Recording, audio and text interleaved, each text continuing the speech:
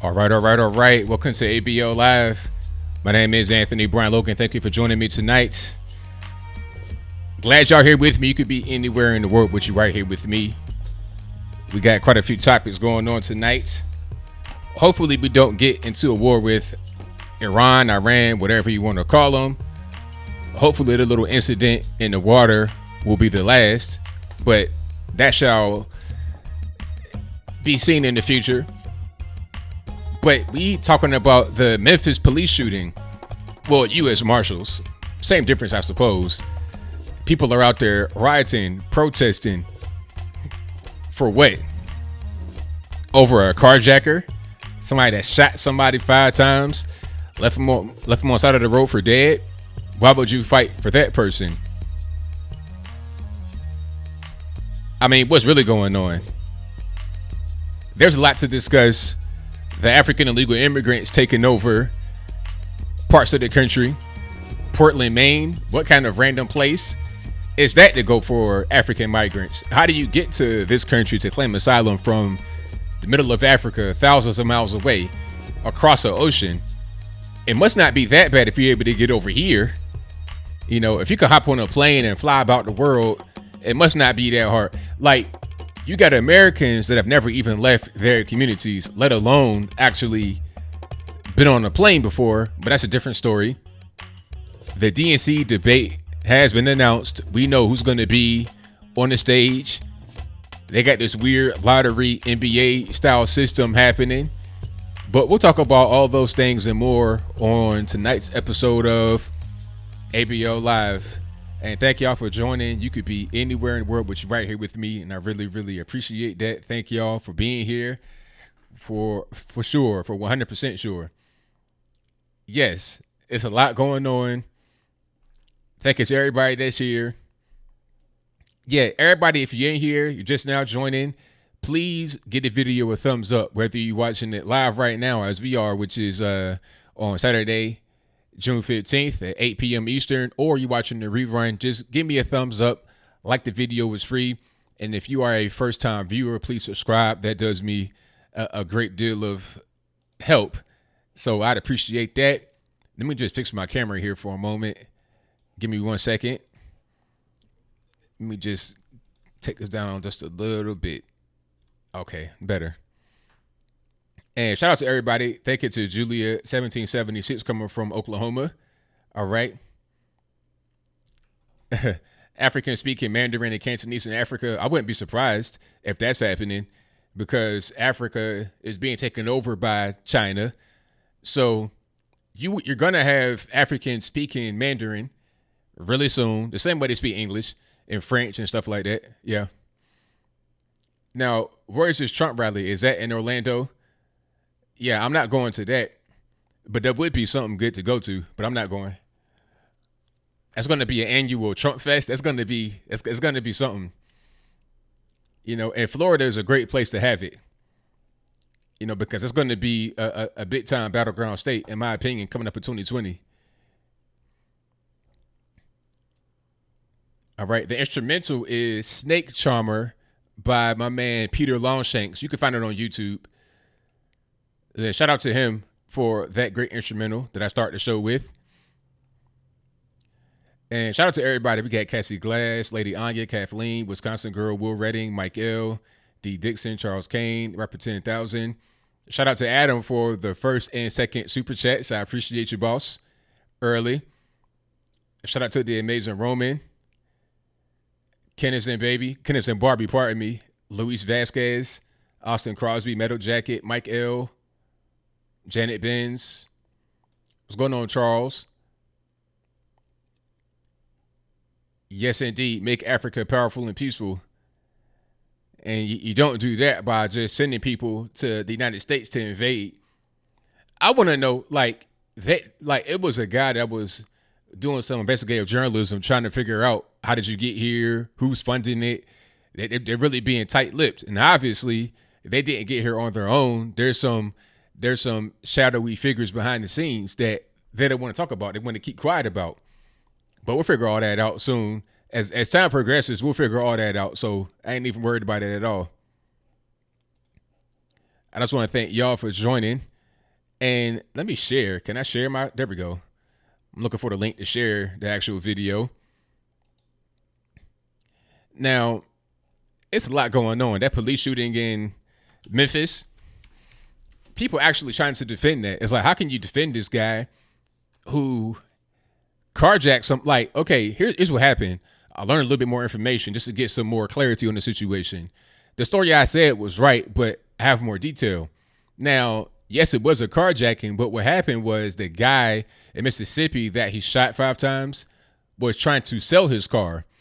I guess it was on Facebook or Craigslist. The guy that shot him made a fake account and had a burner phone. So he sets up a meeting. The person trying to sell the car is thinking, okay, I got a potential buyer. I guess they go on a test drive or whatever. And gun gets pulled out. The guy gets shot 5 times and the car gets stolen. And I hear that the shooter had an accomplice. So this was something that was planned, premeditated. It was this whole big elaborate scheme to get the car by way of force.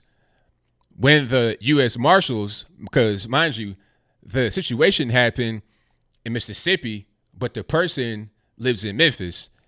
They live in Fraser, North Memphis. So yes, it's close in distance, but you got 2 different states that want them. So they have a felony warrant. You're talking about, carjacking, attempted murder, the weapon, probably a gun charge.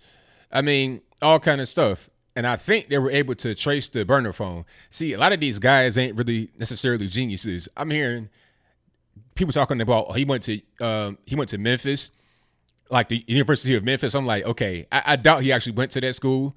Maybe he enrolled for a semester, but I doubt it. Somebody, like, if you're going to go to Memphis, that's not a cheap school.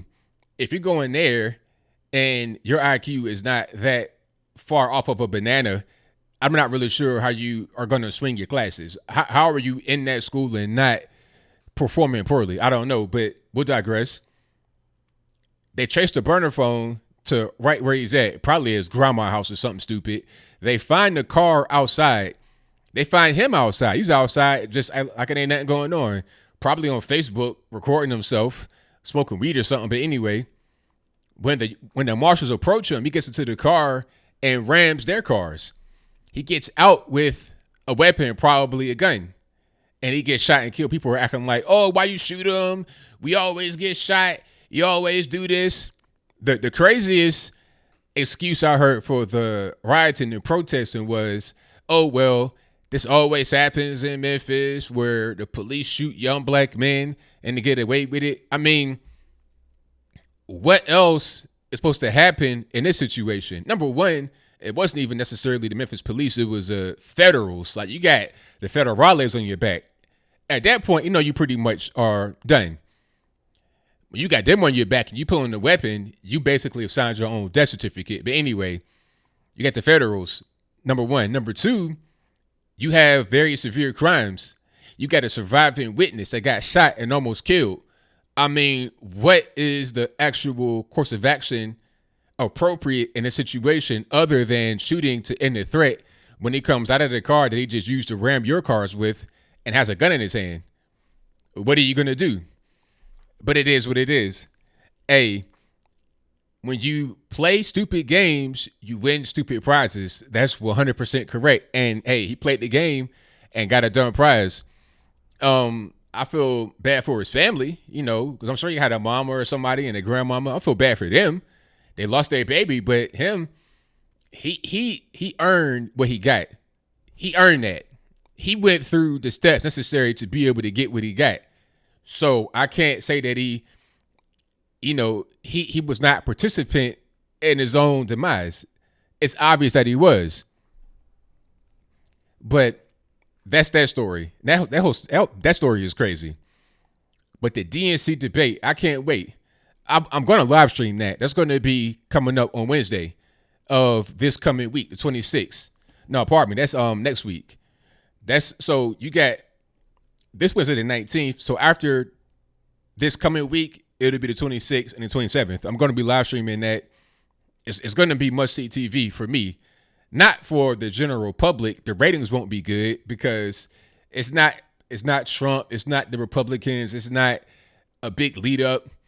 There's no anticipation. There's no expectations. There's no diversity among the candidates. They're all pretty much saying the same thing. They have diversity as far as how they look and their ages. Some skin tone, maybe, not much, but that's a different story. They're going to be talking about all the same things. So it won't be a big ratings draw. But for me, I'm going to enjoy seeing all the Democrats squirm. If they get asked tough questions and real questions, especially Joe Biden, to those who say that you're creepy when you're around 10-year-old girls, kissing them on the forehead and touching their shoulders, how do you feel about that, sir? Microphone right here. Put it in his face. How's he going to respond? I doubt that they will ask him that question. But if I were a moderator or a question asker, whatever my role would be in that situation, I'd ask it. It's the elephant in the room. How do you not ask that question?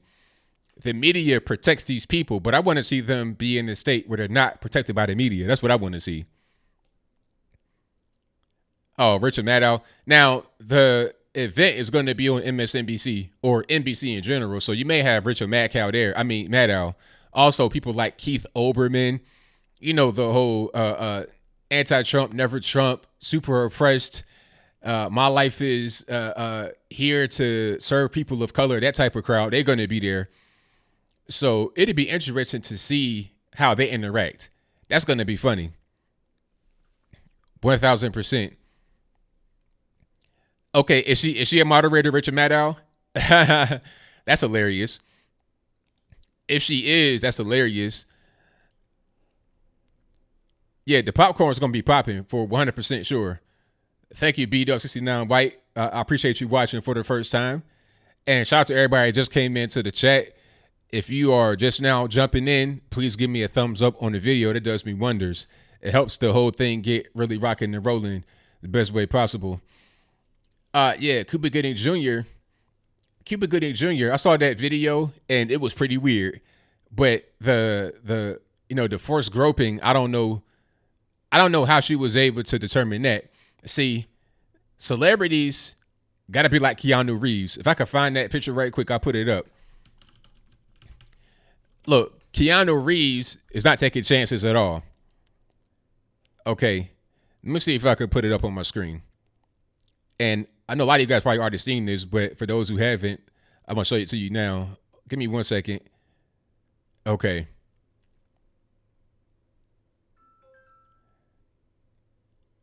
I'm trying to get it to where it shows. Okay. It's kind of hard to see. Matter of fact, let me just do this. All right, there you go. So you see his hand right there. It's like they're close together, but you see his one hand. Matter of fact, let me get my pointer on the screen. His one hand is in his pocket, clearly in his pocket. So you can't say with the hand that you don't see that he's touching her at all. And the other hand, his fingers are like not touching her at all. All 5 fingers are exposed, not touching her skin. So she can't say John Wick touched me the wrong way, this, that, and the third. She can't say that. And here go the legend, the OG, Dolly Parton, not touching her either. And I don't think, Dolly come from, I'm talking about like the poorest of the poor. Dolly is a goon on the low. So I don't think she would say anything about Keanu Reeves in an inappropriate way. But it doesn't matter. He's just going to practice his form all the time. A guy that's going to be ready is always ready. It ain't no exceptions. And again, you got some young ladies taking the picture. The man's like this. Not touching it. Look, over here, the hand's totally off. And then this one, he probably got a cigarette or something right there. But the whole arm is off of her back. And the one hand is right by his side in clear view. So there's no way that you're going to say Keanu Reeves touched me inappropriately. Look, I got evidence. I got pictures. I ain't touching you. What's really going on?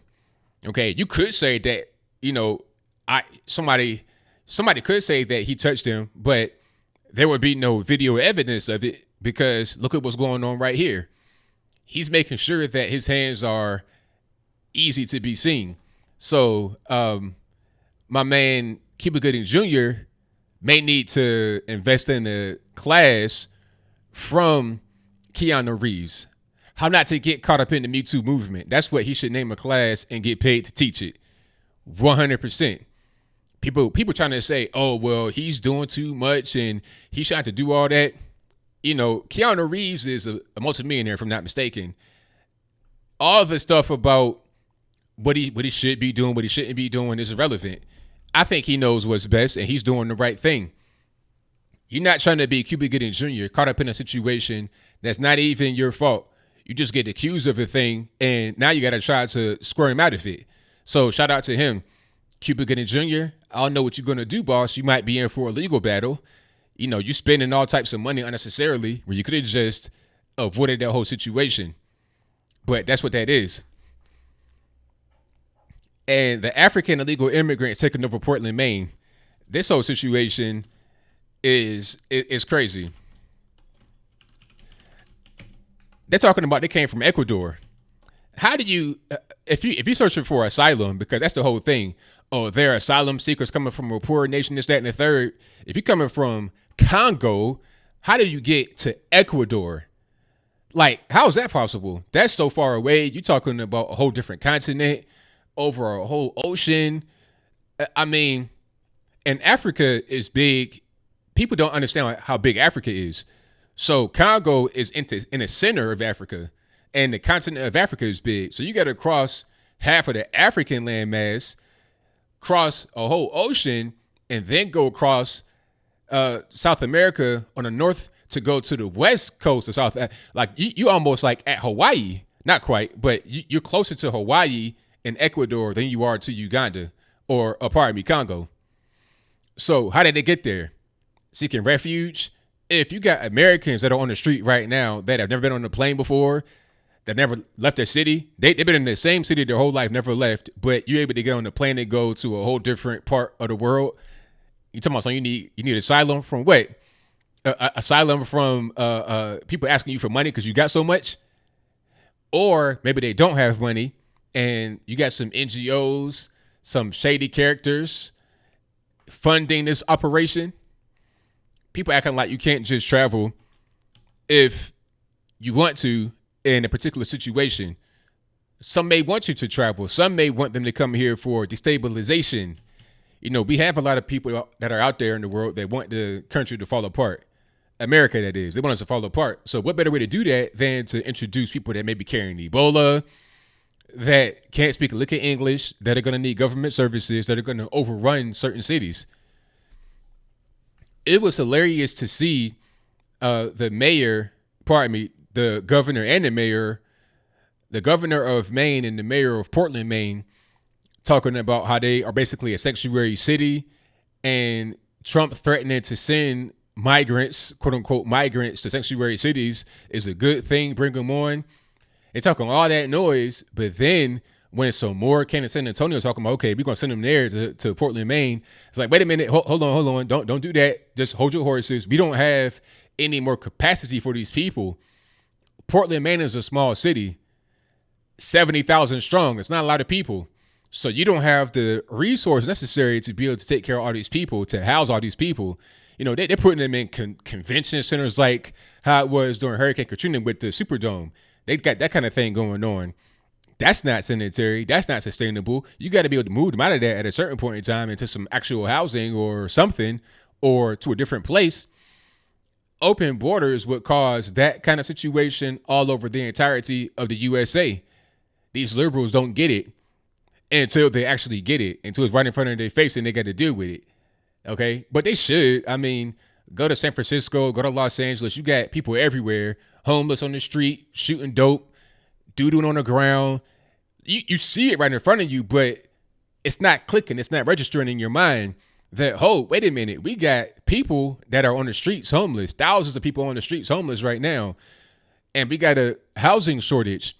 Where are we going to place all these people that are coming here with no money, no skills, no job, no nothing? Can't even speak English, not even Spanish. You speaking French. And it might even not be a anglicized version. It might be kind of a patois. Imagine a person coming to you speaking Jamaican patois. It's English, but do you understand it all the way? So how are you going to be able to deal with that in society and have them in a place where they're able to be productive? People don't understand that until they understand it, until it's right in front of their face, like what's happening right now in Portland, Maine. But hey, maybe that had to happen so they are able to understand and wake up and see what's going on. Maybe the people of Portland, Maine, and Maine in general may vote differently when it comes to the governor, who's a Democrat. They had Paul LePage in there. He was an excellent governor, a fantastic governor. Now you got this lady, a nut job in there, rolling back the things that he put in my opinion. And then the mayor of Portland, what are you really doing here, sir? You're not thinking logically. People are going to be upset about that.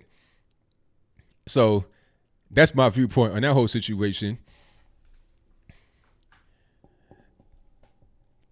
That's a good point right there. Stormwolf says you'll soon need to get shots before you travel to California. Exactly. 1,000%. It's going to be like that at a certain point in time very soon. Shout out to everybody for the super chats. We got my man Carl's Opinion who says, hey, Mr. Logan. Yeah, I saw the story about the migrant ship from San Antonio, Texas to Portland, Maine. Crazy and shaking my head. Carl, yeah, it's a wild story. But hey, they wanted it. They asked for it. It's like, hey, come on. Now, 90% of the so-called asylum seekers in Portland, Maine come from Africa, probably the same village in Congo, the same city in Congo. Because, I mean, if you saw the people out there walking, I'm sure they all had cell phones. They all watching TV back in Congo, and they're able to call their relatives, and they're saying, hey, come to Portland, Maine. We have money here. We have food here. Come to Portland, Maine. So they all come to Portland. It's simple. It's not difficult to really understand. When you send out little bat signals to people to come to your place of residence, and you can just be here free and it won't bother you, you good. Shout out to my man James Miller who says, God bless you, my brother. Hey, thank you for that, and God bless you as well. Shout out to Nick Taylor for the donation who says, there are much more in San Antonio than they're telling you guys. They're in 4 different locations in San Antonio, and the smallest group is 150 people. That's insane. So my question is, how many of them are there total that came in San Antonio? How many are still on the way? Because I'm sure that, if they got multiple groups, they probably came in different times. So are there going to be more coming? How many are on the tarmac right now in Congo trying to get to the United States? Thank you to Alice Cersei for your donation. Definitely appreciate you. And thank you to Kevin Duggan who says, I was living in Portland, Maine before Army. I remember Africans there. Wow. Okay. So it may be kind of a thing there. Like they have an established kind of little enclave, I suppose, a little neighborhood.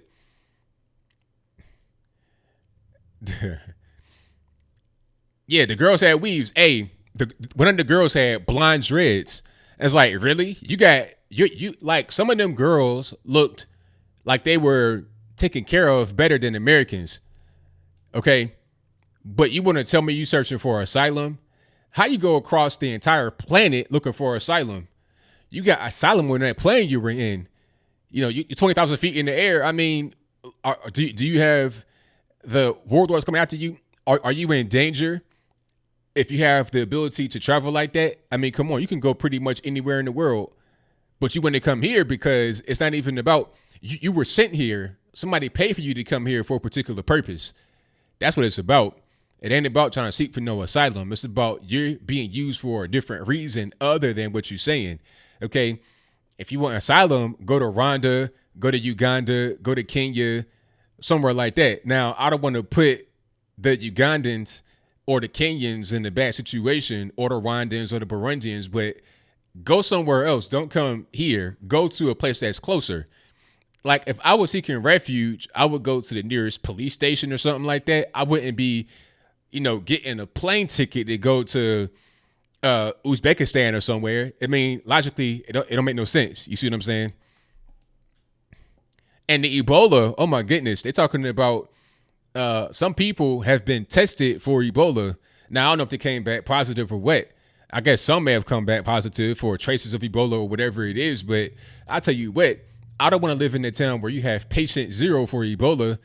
You know, I was playing this game earlier, World War Z. I ain't trying to have the zombie outbreak in my particular city. You know, I ain't trying to be out there with Molotov cocktails trying to fight off a swarm. It is what it is. So if you got Ebola, I think you need to stay where you at.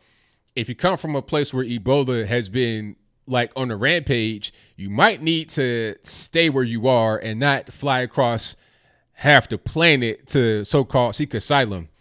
And then on top of that, they have like, they're just coming to usurp resources, and that's it.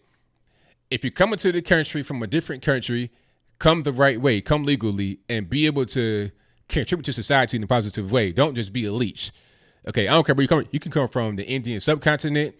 You can come from China, Russia, Africa, Europe, like South Asia, Australia, wherever you come from. Just come with actual things to be able to contribute. Don't be a leech. It is what it is. The government made Ebola. Okay, that's nice. But whatever you say, I take your word for it. At the end of the day, I don't want patient zero to be in my neck of the woods. I'm not trying to go to the grocery store and then somebody busts out screaming and blood starts spurting out, and you know we got 28 days later. I don't want it. Thank you to Jonestown Autopsy, who says, "Dear Eric Swalwell, no one cares." Signed, America. That's 100% correct. Filthy Phil says, "Thank you, ABL. Huge fan from Delphi, Indiana." Thank you for that. Most certainly appreciate you, boss. Yeah. Now, the problem is these people that are in power, the governors, the senators, and mayors, the states are inviting these people to come to their particular cities, to their states in general. You know, and I just don't want to have it. It don't matter who designed it, Pontiac, man. Exactly. It doesn't matter. You know, you could say the Americans designed it. Okay, well, I didn't do it, so I don't know who did that.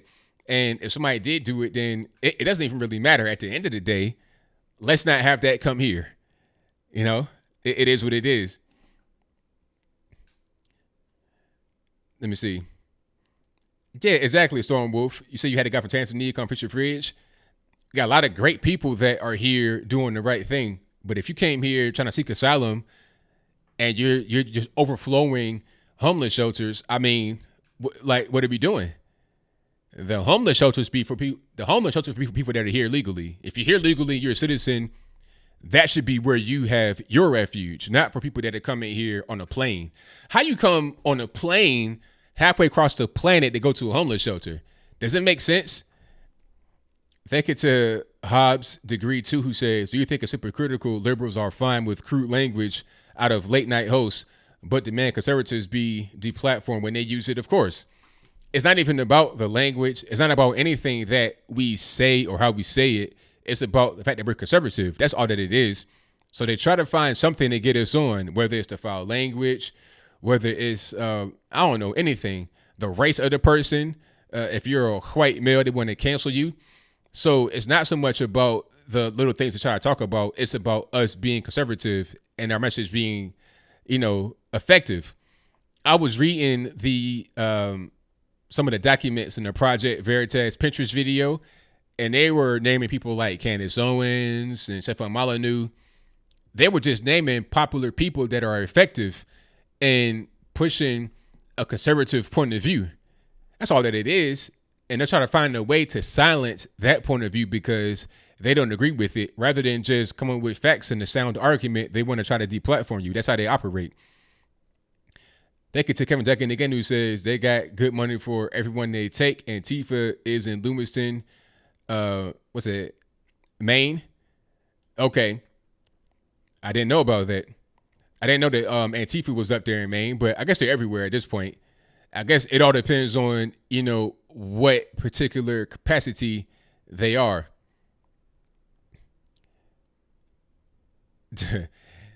Right, exactly, Chewy Pretzel. Doctor says, you might have Ebola. Patient, I better go to the airport and spread it all over the world. How about that? You know, idiocracy in real life, 1000%. Oh yeah, it's a big Trump hit piece coming. Omar Adams, is that from Little George Stephanopoulos, the whole 30 hours thing? As soon as I saw them together and they're talking about it was like some kind of documentary or some kind of special, I'm like, okay, it's gonna be a hit piece. I'm not even really sure why Trump agreed to do it. Maybe he thought that it'd be good to show his everyday life, but they're gonna just spin that and make it work to their advantage. But then if they do that, Trump can have his own tape and release it. I don't know what's going to happen, but I'm looking forward to seeing how they spin it. And if they're fair, I'll be surprised. I'll be totally surprised that happens. But hey, we'll see. Oh, the Democratic Party's been dead for a while, Jeff Jeffries. And hopefully it does come to a theater near me pretty soon. Hopefully that should be like, was it already a movie that came out from Dinesh D'Souza talking about that? You had Hillary's America and something else. I forget what the second one was, but I saw both of them in the theater. They're both pretty good, but I forget what the name of the second one was. It was about Lincoln and all that kind of stuff. Was it Killing Lincoln? I forget what it was. All right, you guys, I'm going to get to the calls in just a moment. Thank y'all for being here. If you're just now joining the stream, please give me a thumbs up, like the video, share the video, do all the good stuff. It helps out tremendously. And what else? Also, subscribe to the channel. If you're not subscribed yet, that'd be fantastic if you can just subscribe for me. That'd just work wonders for me over here. And I can continue to do what I do if you share the video, subscribe, and like. And tell a friend about me. If you're enjoying the content, if you're enjoying the show, tell a friend, hey, come on to this guy's show, ABL Live, and enjoy it. That's right, Rapper 10,000, Definition. Yes, that was a fantastic movie documentary. Yeah, Clinton's Cash, that was a different one. I saw that.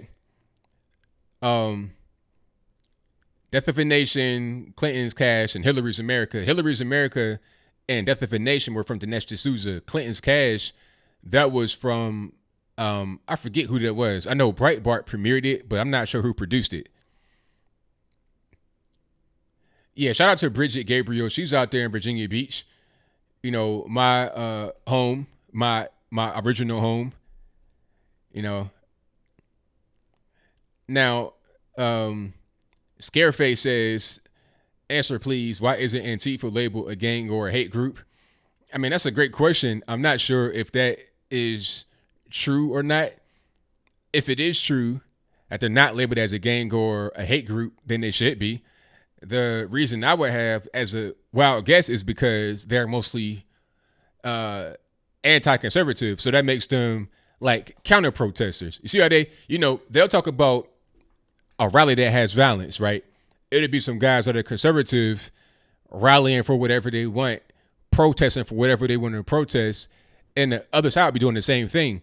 They can have a rally or they can be protesting. If you have the right and the left in a situation, the left are always labeled by the mainstream media as counter protesters, but the right are always labeled as the aggressor. It doesn't matter what it is. It can be pro-life, pro-choice. There's always the counter protester when it comes to a thing that's for people on the right. That's what I've seen. Now, could I be wrong? Maybe, but that's generally how it reads when I look at these articles. It is what it is. So that's the answer to your question why Antifa is not labeled as a hate group or a gang. It's because they are seen as the quote-unquote good guys by the mainstream media and by some in the deep state government. That's kind of what it is.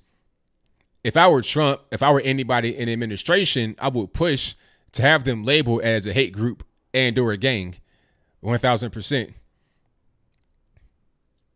Now, before I get to the calls, who has the best chance of winning a nomination on the Democratic side? Is it going to be Joe, Bernie, Yang Gang? Who's going to be it? I've always said Joe, but I could be wrong. We still got quite a bit of time until 2020, but it ain't that much time because you got the summertime, the fall, and once winter comes, it's going to be crunch time. It's going to be time to get the nominee and start really running the campaign. So time's a wasting. Who's going to be the nominee if not Joe Biden? I'm kind of surprised actually that it is Joe Biden. I did not think that he would be the nominee. I thought it would be like Kamala Harris or Cory Booker because they had been kind of grooming them to be out in front. But Joe Biden, I feel like, has the most media support and the most Democratic Party support, which means the most money. Therefore, he'll be the nominee. But that's just how I see it. Things could change. Pocahontas. I forgot about Pocahontas. She's kind of creeping up too. So Pocahontas, Yang Gang, and Joe Biden. That's a top three. HRC can't do it. HRC had to get dragged across the finish line last time, literally. I'm talking about like Weekend at Bernie's, ragdoll style. So if that was going on in 2016, 2020, she's going to be deceased. They're going to be carrying around a coffin like on their back with her going from place to place. It's going to be crazy. Let me see. My channel is just fine, Rich. Everything is just fine over here. I'm kind of in the good space because of how I am, I guess. But I'm just fine. I'm good. But thank you for the concern. I definitely appreciate it. But let me get to the calls. I know you guys have been waiting. And before I do that, I know I said it a couple of times already. Let me just see if I got all the super chats, and then we can get to the calls. And thank y'all for super chatting. I really appreciate it. Thank y'all for liking the video as well. I have everybody, I think. Yes, I do. All righty. I got everybody. Cool. Good money. Let me get to the calls. The number to call is 434-658-1220. Let's see if Skype wants to act right. Thank you to Kevin again, who says the magic bullet to save America is black and white conservatives uniting. I agree with that 100%. Because you put us together, we have all the resources necessary. We have the talent. We have the ability to get the message across. And they can't really censor us because the whole thing against white people that try to help with the movement is, oh, you're a racist, you're a Nazi. What are they going to say about me? What are they going to say about hundreds of us that come out? And how can they say, like, once we're all together, blacks, whites, everybody together, they can't, it's hard to break us apart. Don't have one man on the island by himself. Everybody be together, everybody work together, we can get this whole thing moving. So you're right about that, 1,000%. And that black vote, if the black vote went like 20% for Trump, 20% for anybody on the right, the Democrats would be finished. That's why they're trying to get in these illegal immigrants to give them amnesty so they can vote for the Democratic Party. It's not about trying to, be concerned for their safety or anything like that. It's about votes. It's about power. All righty, but let me get to the calls. And the phone lines are open. I was just kind of talking a little bit. The number to call is 434-658-1220. If you forget the number, it's always in the description box and also in the ticker right here below where I'm speaking. But let me go ahead and get to it. All right, call. You on the line 774? Yes, good day, sir. I was going to say I've spent some time up in Portland years ago, probably about 17 years ago. I was dating a girl. Her family was just outside the city, but she was living inside Portland. And when I first went up to visit her, I still remember this. I pulled in. I had parked in front of a church. There was a Catholic church right down in Portland. And when I stepped outside, I was walking to her place. I remember it sounded like I was stepping on glass. It wasn't glass. It was needles. Wow. That's Portland, Maine. They have a massive heroin problem. And this is 20 plus years. This is a heroin problem there has been going on for 40 plus years. And I can only tell you this, it has not gotten better in the Northeast. Heroin is a major issue along the coast, going from Portland all the way down as far as you can see.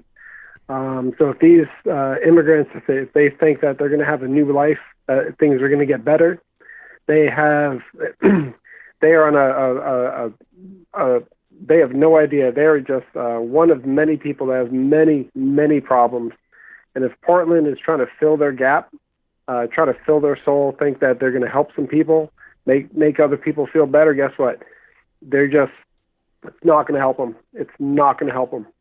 I remember her family, they came from up and up. She had some issues herself later on, but they came from Falmouth, which is right outside. But Portland itself for years, I'd say for the last 30 plus years, has been going down economically. And it just seems like they're just trying to fill a hole, get more people coming in. Maybe this new wave is going to help us. Maybe it'll help us. And I just see this as another way of them saying, maybe, it'll fill some workers that we lost. People OD, people die, people forget, people lose. But it's not going to help them. Ultimately, is not going to help them. But the biggest issue that they still have is drug addiction, opiates. New England and opiates, especially on the coast. Anywhere there's a boat going out, you got addicts coming back in. And it's not going to help them. If anything, it's just going to be more of a draw against against them. Oh, yeah. And it's not going to help them. It's not going to help them. And unfortunately, I almost feel like they know it. And at the same time, it's almost like an industry that they're creating themselves, where the more, it's almost like saying, hey, we have all these people we need. Let's get more money from the state. We can open up more shelters. We can open up this. But at the same time, all these people coming in, they're flooding the shelters. You already have all the shelters filled up with heroin addicts, like full blown. Okay. Like, they're full-blown heroin addicts. This is 2004 when I was dating her. And I'm not even from the area up there. I met her down in Boston.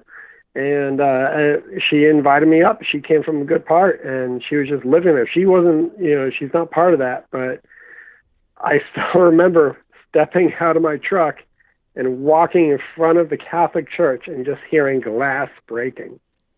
And I told her about that. She's like, oh, don't stop. Like, don't talk to anybody. Nah. Don't give any money out. No, not at all. Don't talk to anybody. And this is before a lot of the immigrants came in. I didn't see anybody except white people up there. And the white people are up there just straight up heroin addicts. And I can only imagine what's going to be going on now. I don't want to say like they're going to be going through the same thing, but it's just, these immigrants are coming in. They have no idea what's going on in the community up in Portland. Portland is, it's the end of the city.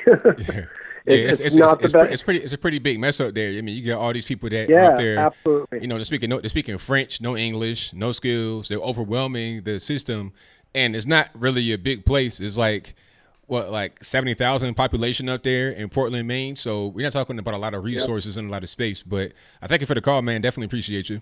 Thank you, sir. All right, now. All right, shout out to the caller. I didn't even think about Portland just having the big time heroin problem like that, but it does make sense up there. A lot of drug addicts. I would think that would be the case for the other side of the map in Portland, Oregon. But I guess Portland, Maine as well. Heroin is probably a big issue all over the United States, but in certain places it's probably higher than others. But thank my man for the call, most certainly. Appreciate me. Get to the next call here. 970, you're on the line. We're speaking to. Oh, I'm sorry. I think I have the wrong number. All righty. All right, caller. All right, caller, you're on the line, 561. Hey, Bill. This is Jay. How you doing, man? Everything's good, man. How about yourself? I'm doing great, man. South Florida weather, great. Absolutely. I heard you talk about Jamaica earlier, but I want to say something about you because I'm from Jamaica, but the low class, like I said, there's different classes of Jamaica. The low class of Jamaicans, they refuse to speak properly. Like the middle class, upper class, we don't talk with a heavy accent because we want to talk clear for people to understand. But the low class people, just like low class in every race, yes, they refuse to assimilate and they refuse to get educated, and that's what happened. It's like America, same thing. You got people that like you might have heard if you saw some of the Memphis coverage, you hear how they're talking. It's just like, all right, come Yes. on, like let's speak some better English here. But I've met guys from Memphis that do not sound like that at all. They sound like you can understand them very clearly. It's not. It's like they live in a whole different world. So yeah, I get what you're saying, 100%. Yeah. And since you mentioned the Memphis thing, man, I'm disappointed in a mayor who's defending the guy, like the cops, which was U.S. Marshal. There is like she feel like the injustice to our young men and all that. Like, lady, listen here, the guy was trying to attempt a murder for shooting the guy in Mississippi, and then he go to Tennessee. Yeah. Because Memphis is right there on the border, but the actual situation, the event happened probably about 30 minutes from where he lives. So he just went back home, really. Right, and then he used a car, try to run into the U.S. Marshal cars and all that. He had a gun in his hand. That's what they say. They said he had a weapon. They didn't say gun specifically, but I mean, we could put two and two together because he shot the guy 5 times, left him for dead on the side of the road. So I would presume that he had a gun in his hand. And then he had a video saying that he doesn't mind. He's not gonna.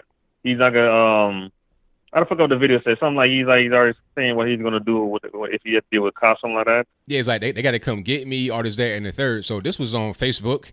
It was him talking. So he's basically admitting what he did and that he won't go down without a fight. So the police probably already saw that video too, or the marshals. So when they get there, they're prepared for a gun battle or whatever the case may be. And when he produces the weapon, at that point they know, okay, he's ready to fight. Let's go ahead and end the threat right now. Right. So this guy, and then someone put a Facebook page saying, "Oh, he's a father, he's a son, he's a college graduate, something else." I'm like, I'm just laughing. Ridiculous, man. I mean, that's crazy. I mean, but it's always like that. It's always on you. He was a good boy. He turned his life around. It's like, look, man, you can't be talking like that after you didn't try to kill somebody. You shot the man 5 times and carjacked him. I mean, sorry, it's like all that stuff. College and kids, it's irrelevant because it was not going through his mind when he did what he did. Right. So these people are ridiculous. But the mayor is the black woman. Probably don't got no husband. It looks like SAW mayor. Like, come on, mayor, you can't defend it. This is wrong. It's wrong, man. It's wrong. Yeah, I mean, she's trying to get some good points with the community, trying to have them be on her side. But at the end of the day, you can't be just saying stuff to get attention and to get support. You got to be telling the truth. Right. My next topic is Trump, Ava DuVernay, whatever the series with Central Park 5. Yeah. She's talking about Trump is responsible for the crime bill. I was laughing like, yeah, if I did admit to that, yeah, he was a Democrat at the time, so yeah. But he's not a Democrat anymore. But she's trying to blame the crime bill on him, and we should, in the interview on CNN or MSNBC, one of that. So that was ridiculous for her to blame Donald Trump for that, and really it was a Democrat who was responsible for the entire bill. Yeah, I mean, Trump wasn't in politics. He wasn't the guy that was out there signing bills, writing laws, or anything like that. So how could he be responsible? He wasn't the president. You had Joe Biden, the guy should probably vote for, who wrote the crime bill. And when he was asked, hey, do you apologize for the crime bill? Do you regret it? He was like, nah, I wrote it. So why would I apologize for it? He said that on TV recently. And so, I mean, how can you blame Trump? It's crazy because the thing is, Trump wasn't the only person back then talking about harsher penalties to people. A lot of black folks back then, a lot of black politicians wanted harsher penalties to people that were committing the crimes because they wanted to get a lot of the crime eradicated. So if you want to blame Trump because of the ad and the newspaper, you got to blame a lot of people. And that's really unfair because it all goes down to who's in power, who's writing the laws, who is, executing the laws. That's who you got to blame, not a private citizen. Right. But yeah, I agree. Well, you think they're guilty, right? I think Brandon Taylor made a video. I think he was saying that they seem, that don't mean they're not guilty. You believe they're guilty, ABL? Well, I don't know enough about that to say yes or no, but what I do know from what I've researched is that they were not totally innocent because there were certain things that they did that were not necessarily part of their exoneration. They got exonerated for the rape, but there were other things they did during that time. It wasn't like they were just innocent kids that didn't do anything and they got scooped up by the police. That wasn't just like Trayvon Martin. Huh? Just like Trayvon Martin, he was an innocent kid. Well, I mean, that was like he wasn't. It wasn't a situation where he was just minding his own business and was just not doing anything. I think a better example would be to use Michael Brown. He was not an innocent person. He was a combatant. Oh yeah. You know, that was a better example. But as far as these guys, Central Park 5, they were doing other things, but what they got exonerated for, I think, was different than what they did that night. Right. And ABL, did you see the Vice News with the Latinx conservatives versus liberals? No, I did not see that. Vice is so biased, man. It's so slanted. It's like they get these it's like 6 against 3. It's like 3 weak conservatives, man. One of them is like, this guy is like nervous. Like he came in sit still. The other girl looked like Kim Kardashian. She don't know nothing about anything politics. She sounded dumb as hell. And the other girl, she was just like so young and so scared, even trying to challenge what the other narrative is like. It was just so ridiculous. Vice, the host, the interviewer, when I looked at her Instagram, she's so into Obama. So I know she was biased as hell, and she was so radical. The way they twist the question to make it look like the Trump supporters look stupid and bad, and like they don't know what they're talking about. And also, it was so framed in a way where it allows the other to jump on the Trump. All they did was jump on the Trump supporters the entire video. It's like, come on, Vice, put some strong conservatives on there, because this was so slanted for them, the liberals, to win those arguments. And talk about all the liberals say, yeah, this is racist. This is we need to worry about families separate from children, the border, and indigenous people. That's all the argument was about. Man, this is like no substance in the argument. It was so ridiculous. Wow. Yeah, I'm seeing the thumbnails right here. And yeah, I got to see that. They probably wanted to do something like this because they saw how well the black conservative one did. Not only the the debate, but also when they saw us in the White House and they did that, it did really well. So they probably want to duplicate that. But if you got people on there that's not really about it and it's kind of biased, that won't do well, because it's just like, all right, it's one-sided and people don't really want to see that. They want to see both sides kind of have a real back and forth. Yeah, and the comments showed how much people hated what the Vice did. Everybody was rooting for the conservative, but the comments showed that Vice was being unfair. And this is last thing I want to say, ABL. Andrew Yang came on Dave Rubin's show. He said some things about education, which the way he's talking, it sounded like he was saying that we need school choice and all. He sounded like a conservative, but he's saying, but he's a Democrat. But he was talking about the academic success of children comes from the home. The parent needs to read to the child. Everything he's been saying comes from the home. So he said the teachers know 25% of learning is in the classroom and 75% of learning is outside the classroom. So he said something a lot of Democrats may not like what he says. And he also said college is not for everyone. We need to build a trade school, and because college is not for everyone. A lot of people, he said he was talking about 44% of people graduate college. That means 56% don't. They don't belong there. And he said it, so I'm glad he said that. Well, yeah, I think Yang might, when the debates come, like in about 2 weeks' time, I think he'll raise his stock a lot from what he says. He'll probably be the only one to do that, because I think he'll be the only one that stands out.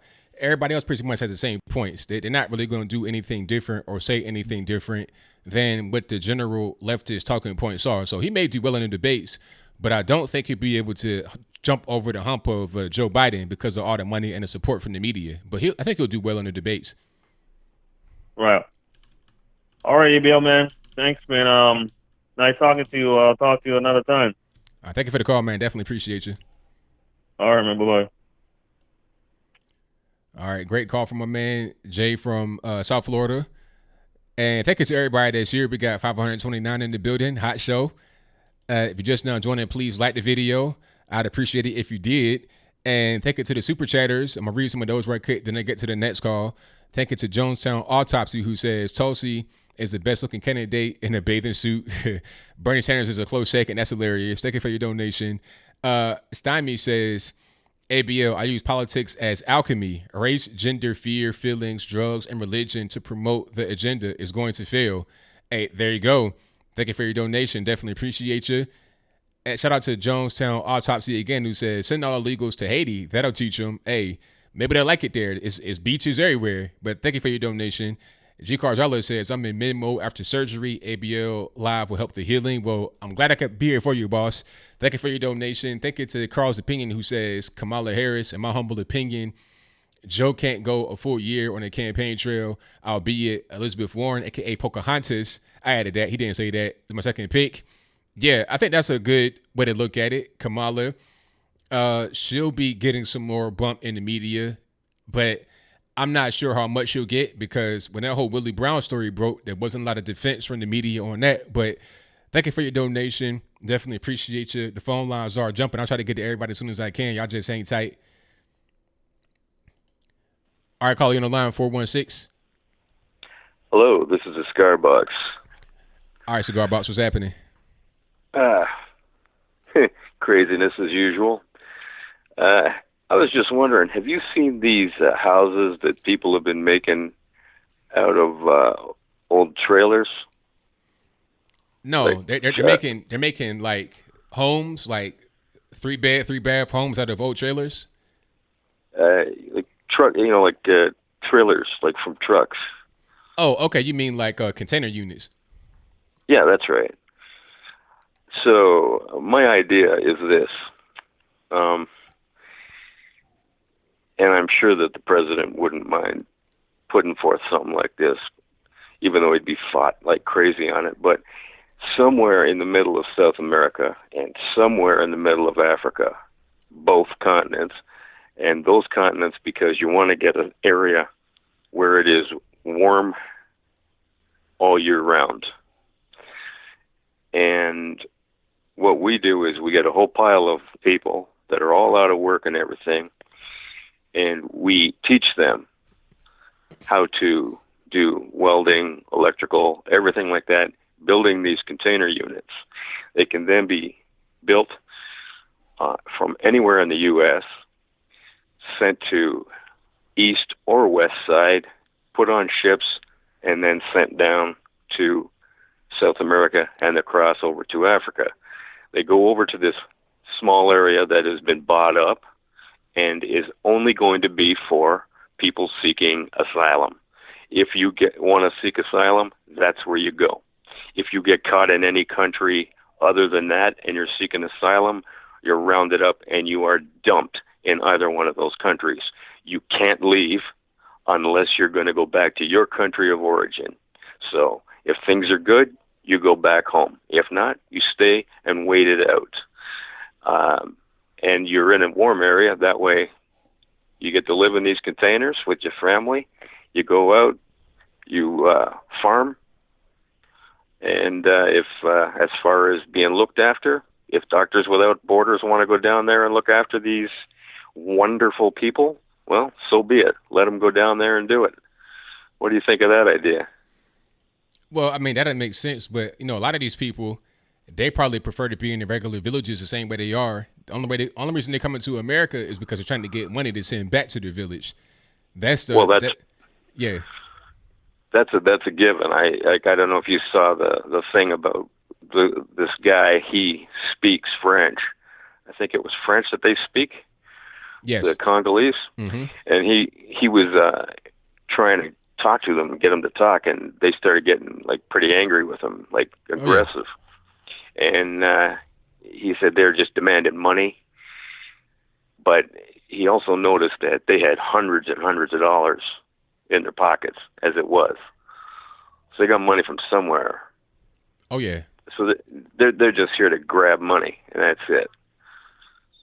Right? Same thing as what's going on over in Europe. This has got to stop, and it's got to stop now. It's ridiculous. But that's just an idea that I thought, if people could start pushing, this is what we want. We're not doing anything wrong. We're looking after these people. We're giving them a place to go. It's a place of asylum. There's nothing wrong with that. That's what they say they're seeking, is asylum, right? Oh, of course. But that's all a lie. But if you were to introduce that, then that would cut down on all of that'll just dramatically decrease the asylum requests because they're not getting what they want. What they want to do is come here and just get money and send it back. They don't want to go through all those problems and all that trouble. So that'll just cut it down right away. Yeah, that's true. And we got an idiot in charge of our country up here in Canada, and he's just vacuuming them up by the ton because he just wants votes also. So, and they're actually flying into New York and walking across the border. I don't know if you've seen that before. Wow, no, I've not seen that. So they're just coming in like, hey, I'm seeking asylum. Please help. Yeah, come on in. They don't even go to our regular border crossing areas. Like they're just walking across. There's a spot called Roxham Road. You can look it up on YouTube even, and they're using the RCMP like bellboys. They're picking up their luggage and carrying it across for them and everything. Oh wow, wow, that's crazy. That's like a welcome wagon. It's disgusting. So anyway, I just thought I'd put that out there. Talk to you later. It's been good, great show going on, and I'll talk to you later, man. Bye. Thank you for the call. Definitely appreciate you. All right, thank you to Cigar Box for the call. Most certainly appreciate them. All righty, and thank you to everybody that's called in so far. I appreciate you guys. And if you don't know the number is always right here in the ticker. It'll come up eventually. There it is, 434-658-1220. And the number is also in the description box. If you want to call in through Skype and be right here in the bottom right-hand corner on video, there is an email for that in the description box below. But let me get to my next call, and the phone lines are jumping, so please be patient. All right, Victor, what's happening? Hey, thanks for taking my call. Hey, no problem. So, did you have a very good Wednesday? Oh, yeah, everything's been good. Good. But you know why I asked? Why is that? Because Wednesday was a special day. It was Black Men Don't Cheat Day. I didn't even know that. So, hey, happy belated Black Men Don't Cheat Day. I know all the black men out there celebrate that day in a very faithful way. Yes, we did. Yeah. And so I know people have been talking about this on Facebook a lot, like passing memes of Black Men Don't Cheat. And this comedian named Lil Duval, he put out a song on that day, Black Men Don't Cheat. And of course, you have a lot of people, especially black women, say that that's a lie and stuff like that. Well, for me, I don't care. I'm going to keep screaming Black Men Don't Cheat because the black family structure sucks. Yeah. And we need a positive movement like this. So I'm going to keep saying Black Men Don't Cheat, and hopefully that it will get into people's head, and for the future, it will make the family unit stronger.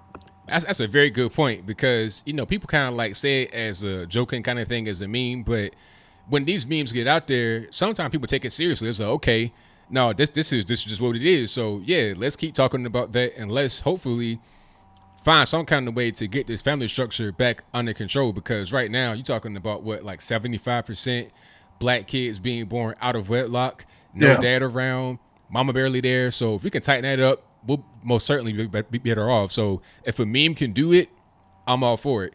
Yeah, and it's so bad that now black women are celebrating Father's Day. And yes, I'm saying black women because when you go to these stores and get those Father Day cards, oh my goodness. You see those cards that says Father Day cards to women. Oh, man. They have it as mahogany collection. Yeah, and you know what that is? That's for black people. That's the black people card section where you can find a card for your mom to give to her on Father's Day. That's ridiculous.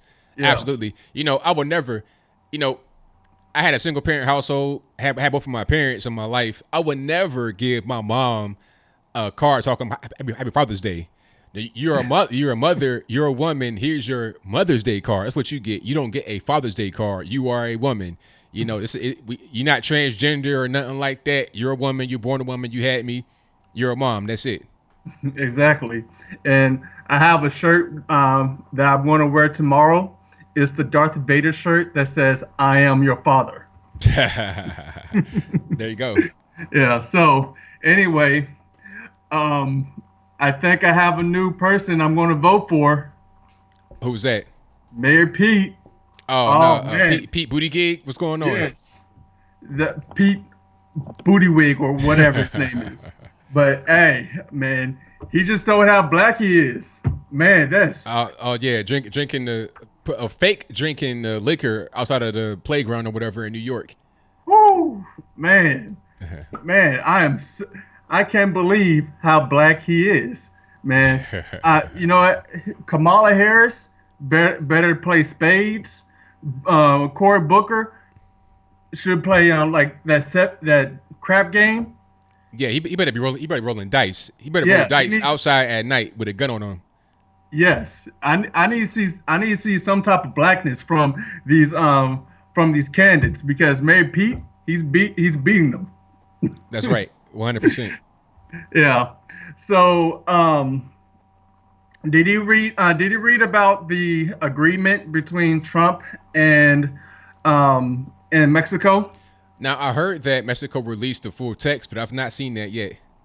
Yeah. So I haven't found the document, but what I've read from the from news articles that Mexico is changing their laws, and they are going to give asylum to the refugees, even though they've been resisting. And the whole thing is conditional. They have to see some type of change within 45 days, and if they don't see a change in 45 days, then I think there's going to be some tariffs. I don't know what's going to happen after the 45 days. Okay, but, so if there's no change in the flow of illegal immigrants coming from Mexico to the U.S., then you may have tariffs come as a result of that. Maybe, yeah, maybe, Okay. yeah. So everything is conditional. So since Mexico is changing their laws and they are going to give asylum, it seemed like Trump won. He beat Mexico. Right. Hey, that's what it seems like. People were kind of doubting them, talking about Mexico won't follow through. They won't do it. All right, we're going to see. We're going to see what's going on. It looks pretty good from where I'm sitting. And I heard, I was watching the news today, and people were saying that there's already been a decrease in the flow. Like already, as soon as they turn that switch on, it's already decreased. So if they keep it up, then we're good money. We're golden. We can get that wall built. We'll definitely get that all the way down. Yeah, exactly. And it just kind of showed that how Mexico really didn't want to deal with that mass migration, and they want to have the U.S. Deal with it. Oh yeah, of course. That was the whole thing. They just want to, like I heard there was a train that goes from the south of Mexico all the way to the north, and they were just putting migrants on it, basically dumping them on our border. But no, ain't no more of that going on. That train better go the other direction, and you better send them back to wherever they came from. Put them on a plane, train, automobile out of our way. Yeah, exactly. So do you know about the Planned Parenthood, that last Planned Parenthood in Missouri? They're saying that, because of abortion, that we have to close this Planned Parenthood headquarters down.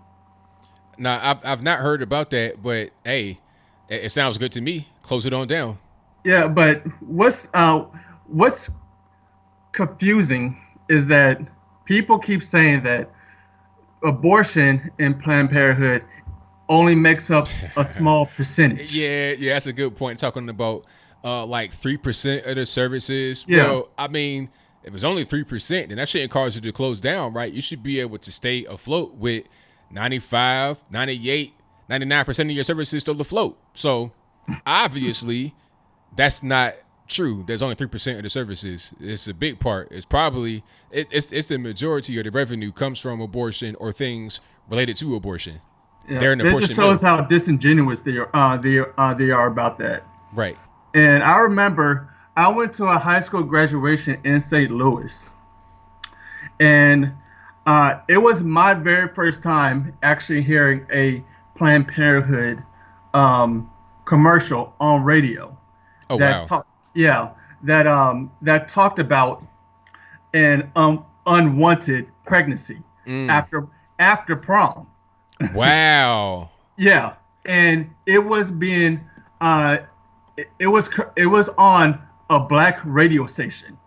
I did not hear any other Planned Parenthood commercial while I was in St. Louis on the other radio station except on the black radio station.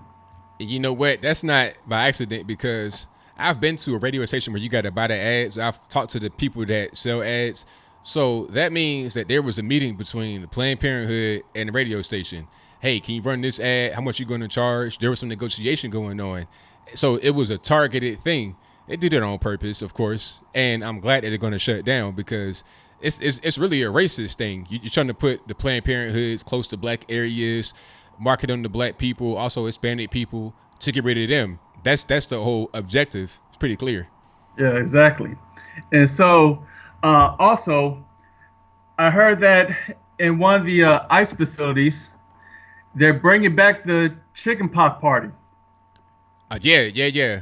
I mean, I heard that they had to quarantine like 5,000 people or some big number because of chicken pox and mumps. Yeah. So yeah, exactly. And so this is why we don't need open borders, because we don't know what people are coming in with, or what their reason to coming into the country. And just think that if we have the open borders and and people are coming in with mumps and chicken pox, then it's going to affect the everybody else in this country. Right. Also, there's risk of Ebola, because you got the Congolese people coming, and there's a Ebola outbreak in that area of the world. So if they're coming from Congo illegally to the States, no kind of, records of immunization or no medical exam, just coming. I mean, who knows what they have? You could have patient zero for Ebola right in that mix of people coming to the States illegally. Yeah, exactly. And so the last thing I want to mention, and this is a while ago, the video you did on the principal that gave a dress code to the parents. Yeah. I am not shocked whatsoever, because do you remember when I told you a story about the kids walking out because the school banned do-rags? I don't remember that. Yeah. Oh, so, wow. Yeah, black kids walking out of a high school to protest because the high school said that they are banning do-rags. That is crazy. Yeah. So I am not surprised that the parents are having a problem with the dress code, because look where the kids are getting it from. Right. Absolutely. I mean, that's crazy. I mean, a do-rag in school, that's preposterous. But, at a certain point, the school has to kind of intervene, because people talking about, it takes a village to raise children. All right, if that's the case, then that means the school, the parents, everybody's got to be on point. And if the school, they have the education, they have the knowledge, they got to pass that to the parents so the kids won't come and duplicate their behavior they see at home. They see the mama come to the school with a bonnet and house slippers on and a pair of flannel pajamas. They're going to try to wear the same thing in the school like it's okay, but it's not okay. And then they go through their whole life wearing that, and then they're wondering why they're seen as a lesser part of society. It's pretty clear why. Yeah, exactly. I remember in high school, my senior year of high school, when I saw a mom that walked into the registrar office of my high school. She was wearing basically a bra and some type of see-through that's covering her belly, which had fat rolls coming outside. No. And I was looking at it, I'm like, is this serious? Is she really dressing like this? Yeah. So anyway, thanks for taking my call. All right, thank you for the call, man. Definitely appreciate you. All right, bye. All right, great call from my man Victor, as always. Definitely appreciate him. And shout out to everybody in the chat. I thank you guys for joining. Yes, it takes two parents to raise children. When you go to school, you got to get taught the right things. That is 100% the case. But let me get to my next call here. And you guys know the drill. The number to call is 434-658-1220. And thank y'all for joining. Let me see. Okay, let me get to this next call. 978, you're on the line. Who am I speaking to? Hey, Anthony, this is Steve Baldessari with American Patriots Forgotten Country. How are you? Everything's great, man. How about yourself? Been better. Just lost my mom to cancer. Oh, I'm sorry to hear that, man. I'm sorry to hear that. May she rest in peace. Thanks, man. I appreciate it. But I haven't been very active with the whole patriot or conservative politics scene lately, as I usually am. So, but I've been just listening to the show. Some good callers calling in. Good show as always. Just kind of wanted to give you a shout out today more than speak too much to anything. But I will touch on one thing. Speaking of cancer, that I recently made a video on. I don't know if you heard Joe Biden say that if he becomes president, he's going to, get together with all the Democrats and cure cancer. Yeah, that was crazy. Yeah, so I've been kind of under a rock since my mom passed, but then I pay attention because of obvious reasons. But that kind of got my attention, and I just thought I'd bring that to everyone else's attention. Just think about that, right? That if they do have a cure for cancer, if that's all it takes is them just getting elected, think about how they're withholding that cure from people like myself whose mothers just passed away, or people that and think about how they're using that as a token, as a chip, to try to win elections and steal power and take this country from the freedom-loving people like ourselves. I mean, these people will stop at nothing. They have no heart. They have no soul. And they are the lowest of the scum on this earth. I'm just serious about it. I mean, that's just a prime example. I won't take up too much of your time. I know that's not the topics we've been talking about. But it's good to see Mexico hopefully picking up some steam here and, stopping all this illegal immigration traffic. I don't know how people think that this country is going to sustain itself if we keep the pace up of what we're doing with this flow of illegal immigration. And there's a big concern about ISIS terrorists, about people from all over the world who just don't know how to act, you know what I mean? That they're not even trying to assimilate to our culture. In fact, they're just, sadly, I mean, you look at it, a lot of times these people are poor, or they just remind you, it doesn't matter what skin color they are. They just come across as kind of wild animals, untamed, uncivilized, not all the time, but there's a lot of that. And it's really sad that this country is the way it is, but I'm praying for a miracle, because that's what I think it's going to take. So sorry if I was kind of boring today, ABL, but anyway, thanks for having me on, and I'll let you get to some other callers. And hey, real quick, if I could, everyone, buy Anthony Brian Logan's apparel first and foremost. I don't want to steal any of his business, but if you're looking for some additional apparel, check out our store, AmericanPatriotsApparel.com, and you can get some great patriotic American gear. And that's all for now. Thanks, everybody. All right, thank you for the call, man. Definitely appreciate you. All right. Shout out to my man Steve, and rest in peace to his mom. Definitely that's definitely a tough loss. But shout out to my man Steve from American Patriots for God and Country, 100%. But let me get to some more calls here. 970, you're on the line. Who am I speaking to? Yeah, my name's Colin. All right, what's going on? Hey, I just had a quick question. I'm not super informed on all the political stuff, and I just had a comment. I was recently getting into all this stuff, and I think it was maybe like a month ago, you had the Candace Owens thing where she was talking to Representative Ted Lieu, and he was basically calling her a Nazi because she had allegedly, although it didn't look like it, defended, Hitler. And so I guess my question was, how long do you think the fact that your channel is going to last? Because I think they're kind of going after people like Candace Owens now, and I think the fact that maybe she is black or a minority conservative has kept her around for a little bit longer than other people, and I'm just wondering when they're going to turn the corner and try and go for people like that, and when they're going to find the right excuse to go after those kind of content creators. Well, it's going to be hard, because the thing is, people have to understand it's not necessarily YouTube doing it.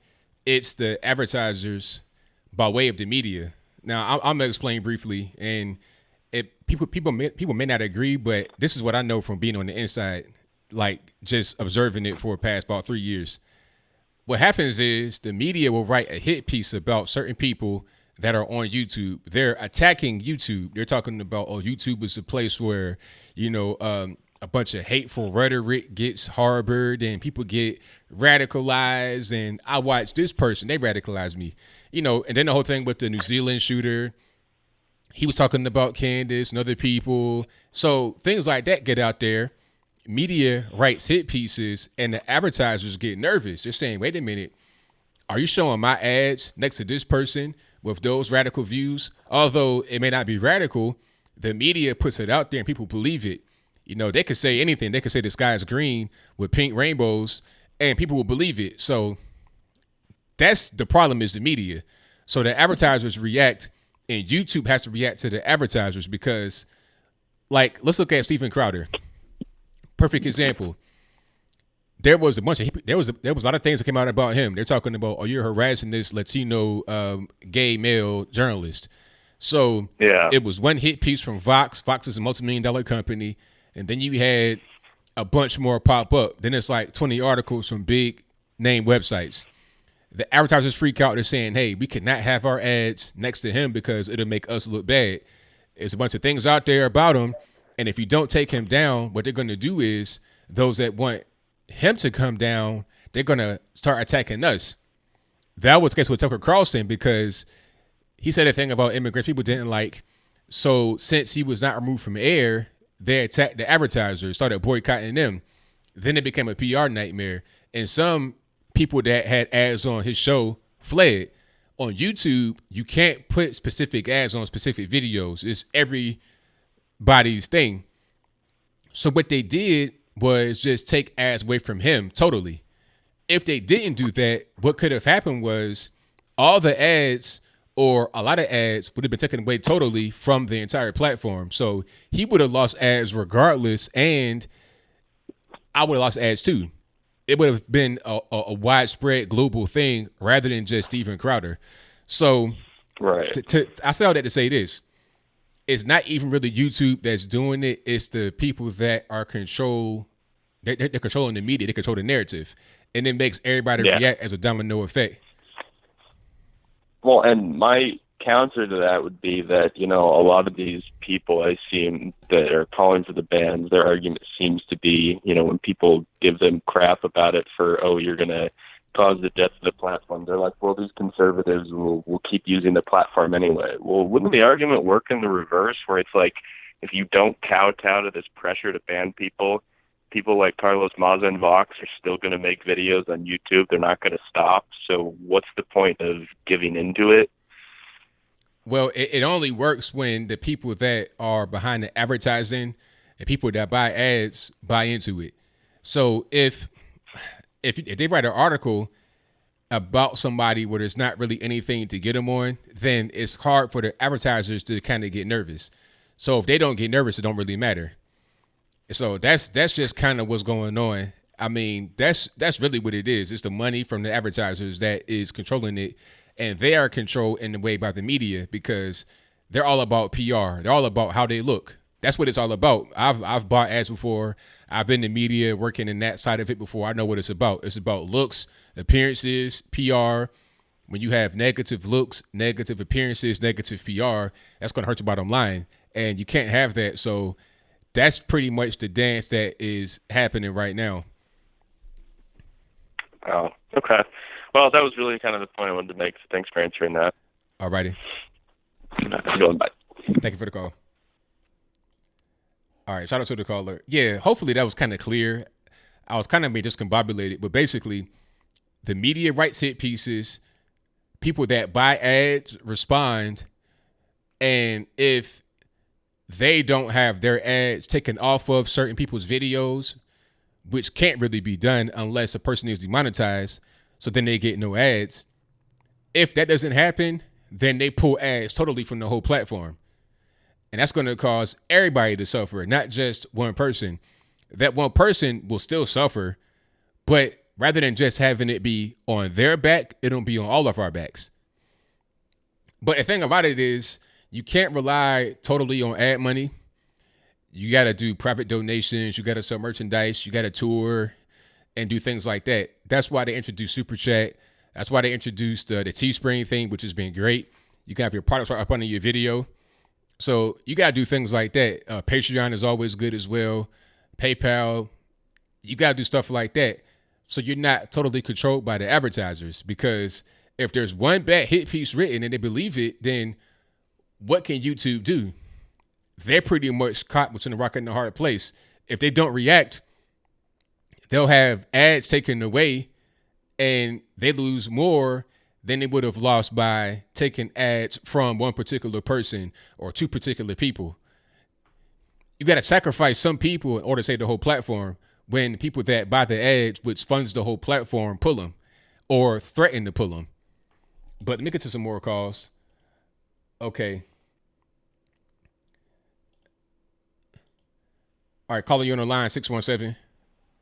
Yeah, this is Ivan. Couple of things. I mean, don't tell me that you agree with the caller that says that they should put all people that want political asylum to come to the United States somewhere in the middle of nowhere in Central America. I don't believe you agree with that, right?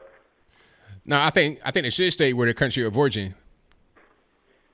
No, but that's not what he said. He said, like, if they put him somewhere in the middle or nowhere, and then they teach them some skills in order for them to perform some job. I don't believe you agree with something so stupid. I said, like that. if you were listening, I said, no, I think they No, should I'm stay. just asking you Listen. I said no, first and foremost. Okay, then you didn't agree. Then that's I it. said that's no, what you're I asking. think they should stay in their country of origin. Let's move on to the next thing. What you got?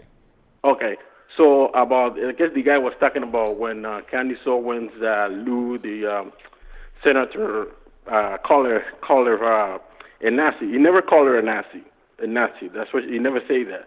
What he pretty much he played what she said, and she shoot herself in the foot because she doesn't read, like most of you guys don't read, don't do any research, and you guys became involved in politics recently with this Trump train thing because it's monetarily effectively. So what's your point? Conservative. What's your point here? My point is that, well, she like I said, you guys don't read anything. You guys don't read at all, as a matter of fact. Okay, but where's your evidence for that? Well, I have that. Well, there's plenty of evidence. Well, is that your opinion, or is it? Hold on, sir. Is that your opinion, or do you have evidence that we don't read? Well, I have evidence. I'm just going to tell you the evidence. When the caller say about not the caller, but the guy from Skype was telling you that Trump got a new plan, and Trump got a new plan with Mexico, and he already won. And then you said that there was the train that they were helping them people to put in the trains. When you mean, who are they? Who's the people that help him put this coming illegally in the trains? Whoever puts them in the train. I don't know their names. Do you know their names? I don't know their name, but you're talking about authorities of Mexican authorities, like federal police officers. It could be anybody. Oh, so that means that they help. But look, them sir, to the question was, what's the evidence that you have that we don't read? Like, you got to be, you can't, sir, you're muted. You can't just say, oh, because this thing you said, I disagree with, or it may not be 100% correct. It doesn't mean that we don't read. It just means that all that it means, you're still muted. All that it means is that, it could be inaccurate or you disagree, but there's no evidence that we don't read. So you were still muted, but you could talk right now if you want to. Because you don't read. That's the problem. I mean, that's your opinion, but that's nice. But no, it's not our opinion. Our opinion could be, when you're talking about again. Abortion. In order to have, abortion could be you can't just say you don't read. That's your opinion. You don't know what I do. I have glasses, not because I'm trying to be cool, because this is what I've been reading my whole life since I've been a little boy. I need glasses because I read so much. All I do all day is read. I do more reading most of the day than making videos. So it's your opinion that I don't read. It's not fact. You don't know what I do during my day. You're not here with me. You don't have a camera in my house. You don't know what I do. I don't, your opinion is that I don't read. But since you want to say opinions, you can move on to the next thing. You get the news. For example, it's like a Fox News, right? They come, for example, look at what happened with Trump when Stephanopoulos in the interview. that they asking like if we get information from a foreign country, what it will do. Hello? So then Trump said, well, I'll look at it first, and then I read it, and depend what it is, I call the authorities. They said that Trump was right because, why you will call the FBI? So, and then and people that read and understand this know that it is illegal to get any information, just any information for political gain, money, assistance, financial assistance, foreign soul, because they don't want this country to compromise their security. So, okay. So you made your point. Now I'm asking you a question. Was it illegal when Hillary Clinton paid for the Steele dossier, when she paid a foreign national for that, Christopher Steele? She didn't pay. She paid Steele to do that. That was a firm that did that. That wasn't her campaign doing that. So was that illegal? That's a good question. According to the experts, not illegal. Why is it not illegal? According to the experts, not illegal. This different was from the meeting. His campaign manager. No. We're not, sir. The question, you mean it again. The question was, okay, she got the Steele dossier. Christopher Steele is a British national, is a foreign agent. So is that illegal or no? Yes or no? But wasn't done directly to so him. Since it was a loophole, since you did it indirectly. So what if Trump gets some information from a guy on the street randomly that's an American citizen, but he got it from the Russians? Is that illegal? Well, I'm not an expert to say that. But okay, so now you want to play like you don't know. That's not what Trump did. So what Trump did. No, because you mean it again. The question that he was asked, well, what he was responding to was if he were to get some information, he liked to see it. He didn't say how he got the information. He didn't say, I went to Vladimir Putin himself and talked to him and said, hey, can you dig up some dirt on Hillary Clinton? He didn't say that. He would say he would like to see the information, and if there were anything in there that were illegal, he would call the authorities and let them know what's going on. What Trump said. That's not what Trump said. Stephanopoulos asking if a person for a foreign country, a foreign national, call you or tip any of your campaign and ask you, hey, I have some information about XYZ candidate, your opponent, what you will do. He said, I'll look at it first, depend what it is, I'll call the FBI. And then he said, you know what? That's not the way that works. Give me a break. He didn't say that? Well, I didn't director is wrong. I didn't That's see. Not what he said? Sir, you asked me a question, and I'm going to respond. You muted it again. I did not see him say that, but it doesn't even really matter. If there was anything in there that was illegal, then you hand it over to the FBI. It's very simple. But Hillary Clinton did not do that. She got the Steele dossier straight from Christopher Steele, a foreign agent, a British national, paid him money to do it, dig up dirt, and the whole FISA warrant thing was based on that, so they could wiretap the Trump campaign and spy on him. So is that illegal or no? That's not true. They were already, because when in 2000, read the Mueller report, man. That's what I just said. You don't read. Okay, so how did they get the FISA warrant? How did they get the FISA warrant? FBI already knew that they were interfering, but Obama, and I blame no, sir, Obama listen. You're muted again. The question is, so you see, now you want. Look, we got limited time. I don't got time to be hearing you just ramble on the whole time. Here's a question I have for you: how did the FBI get the FISA warrants signed off? How did James Comey sign off on the FISA warrant? The FBI knew that they were already meddling. They're already hacking in 2015. The question was, I ask you one more time, and if you can't answer, I'll move on. You muted again. I can't even hear you. The question was, how did the FBI get the FISA warrant signed off on? What was the catalyst to make that happen? He didn't do nothing. That was his fault. That was part of Obama's fault. All right. Have a nice day. Ivan does good sometimes he doesn't, but today was not one of those good days. Correct me if I'm wrong, but the FISA warrant came as a result of the Steele dossier, and that's how they were able to spy on the Trump campaign. Maybe I'm wrong about that, but y'all let me know. But let me get to some more calls. All right, call you on the line, 617. ABL. What's going on? ABL. Hold on, let's just turn this down. I thought, hey man,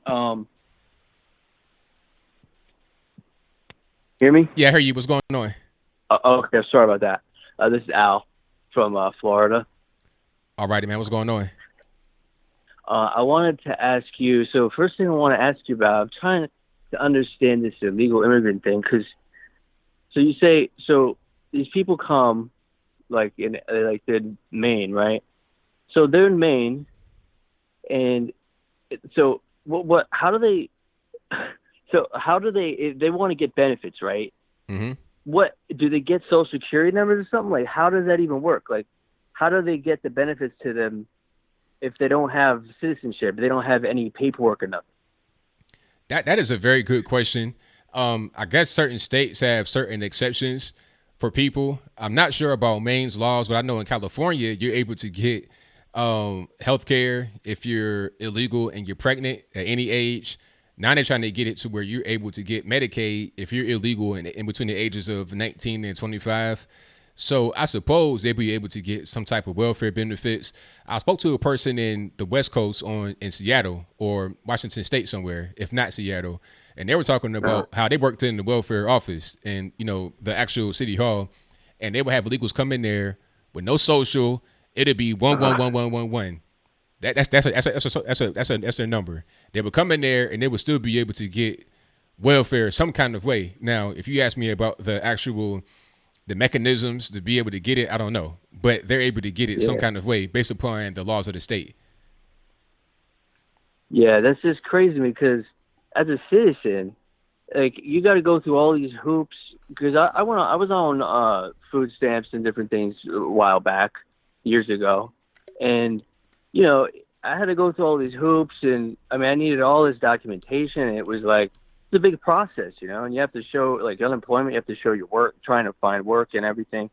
And it's just I can't even wrap my head around it really, on how they can, with the voting too, because, like, you have to be registered as a Republican or a Democrat or whatever. You have to be registered with a party. So how, I don't know if you know this or not, but how is this whole thing where illegal immigrants are going to start voting now? How does that work? Well, one thing about the party, that's not in every state. Where I live right now, you just register to vote. You don't register with a particular party. It was like that in Virginia too. Okay. So that kind of goes back to the whole state thing. Each state has different little laws. You'll see that as you just, place to place is different. So I guess it all depends on where they live. They got certain exceptions and certain little things. Just like California, you're able to vote if you're a quote unquote non-citizen in certain small elections. So that's already happening. They're talking about, it's only the school board. It's not a national. But the ultimate goal is to get there little by little, death by 1,000 cuts, to vote for the national, to vote for the president eventually as a person that's not a citizen. That's the actual goal. So it's all about states just using their rights and their semi-autonomy and abusing their semi-autonomy. Yeah. So here's another question. It's my understanding, not that I have understanding, but this is what I thought about the powers of the federal government, that one of the powers they actually have, like the executive branch as the commander-in-chief, the president, the commander of the army, is to protect the borders, like to protect our country from, obviously foreign threats. So how is it that we can't use the army or the executive? Why is it such a controversy that the executive branch can't, through executive action, protect the border? Why is immigration not like a federal thing that the states can't even touch? Yeah, see, now that's something that's being decided right now in the courts, because Trump attempted to use some DHS money to build the wall, but it was blocked by a federal judge. I'm not quite sure if that got overturned or what, but that's going through the court system right now. Because, what's happening is you got a bunch of litigious people trying to file lawsuits and judges being activists on the bench trying to, legislate from the bench. That's what's happening right now. So the checks and balances that were meant to constrain the power of the executive branch are also being abused the same way that the state's semi-autonomy is being abused. But I think that we'll be able to get beyond that now that we have a Supreme Court that is mostly on our side. And as soon as Ruth Bader Ginsburg takes that walk to the upper room, takes a green mile. When she does that, we'll be able to get the next person in there, and that should be up under Trump's administration. So we'll have 6-3. And once that happens, it's a game over. That's a lifelong appointment. And I think after Trump, it'll be another conservative. So we'll have a conservative court, and that's going to help shape the future. And it'll expedite some of these things, because some things are just being dragged out just because they can be dragged out through lawsuits and whatnot. Yeah, because this sanctuary thing is just, starting to get me really annoyed, because I'm sure it's annoying to everybody. It's just getting out of control, because you've got Colorado now and Maine or Massachusetts. You've got all these states. There's a bunch of them now that are states, right? Yeah. If you hear about, I mean, that was under the radar for me, because I moved away from New York, moved down to Florida, and I had plans. Kind of like threw a monkey wrench into my plans when I heard about this. I'm like, oh, well, it's just, I was going to move to Colorado, but now, I mean, I don't know what to do. So, but anyway, one more thing I want to just run past you. All right. So this is sort of an economics question. It's not really a question. This is my reasoning. And just stop me if you think I'm wrong, because I'm probably wrong about this. But so look, we've had Obama for these 8 years. So people like us, me and you, people that are citizens, have been citizens here, and we've been here. We've gone through the ups and downs, the good times and the bad times. I'm 35 years old. And the past 10 years, I'd say when I graduated college, I got out of school and the economy was just horrible. And I was been struggling to survive, doing the best I can for I'd say around 10 years, right? Yeah. Now the economy's finally picking up. It's starting to do better, and now we have an opportunity. Now we have all these openings, all these job openings, right? Yes. And so now that we have all these job openings, we have the opportunity for wages to rise, because now that because the whole thing where there's more jobs than we can fill them, and so now this should be our benefit. Now we should be the ones to benefit, to reap that now, because we've suffered through the Obama administration and all the stuff that's happened where the economy was bad, and the Bush administration too, what he did with bailing out the banks, all that stuff that happened. And now they want to come. So if we have all these jobs and we kept the border secure, now it would have an effect. This is what I'm thinking, is that the wages would start going up naturally, because there's all these jobs to fill. And the only way to fill them is to make them more lucrative jobs by raising wages. Is that reasoning sound like I'm on the right track? Well, it depends on how in demand the skill is for a particular job. Like, let's say, for example, you are in a place that has a lot of low skilled people with no jobs, and you got a McDonald's opening and hiring people. You would not necessarily need to raise the wages, because you got a big supply of underskilled or unskilled people that are willing to fill the job. But if you're talking about skilled jobs and you're having a hard time filling the positions, then that's when the wages will go up. Right. I guess my thinking is just that it gets me a little bit upset, because now that we actually have the opportunity for wages to rise, because we have all these jobs open. Yeah. And that now we have the opportunity to allow the free market force these employers to have to raise their wages in order to get good workers. And I think it's good, because then, other jobs can be automated and stuff. And now people can move into better other jobs that are actually needed, and the wages can go up. But now what's happening is, we need immigration to fill those jobs. No, we don't want. No. I don't want anybody else coming in here to fill those jobs. We should get those jobs. That's right. How I feel, the people of this country. Yeah, I agree with you. That sounds.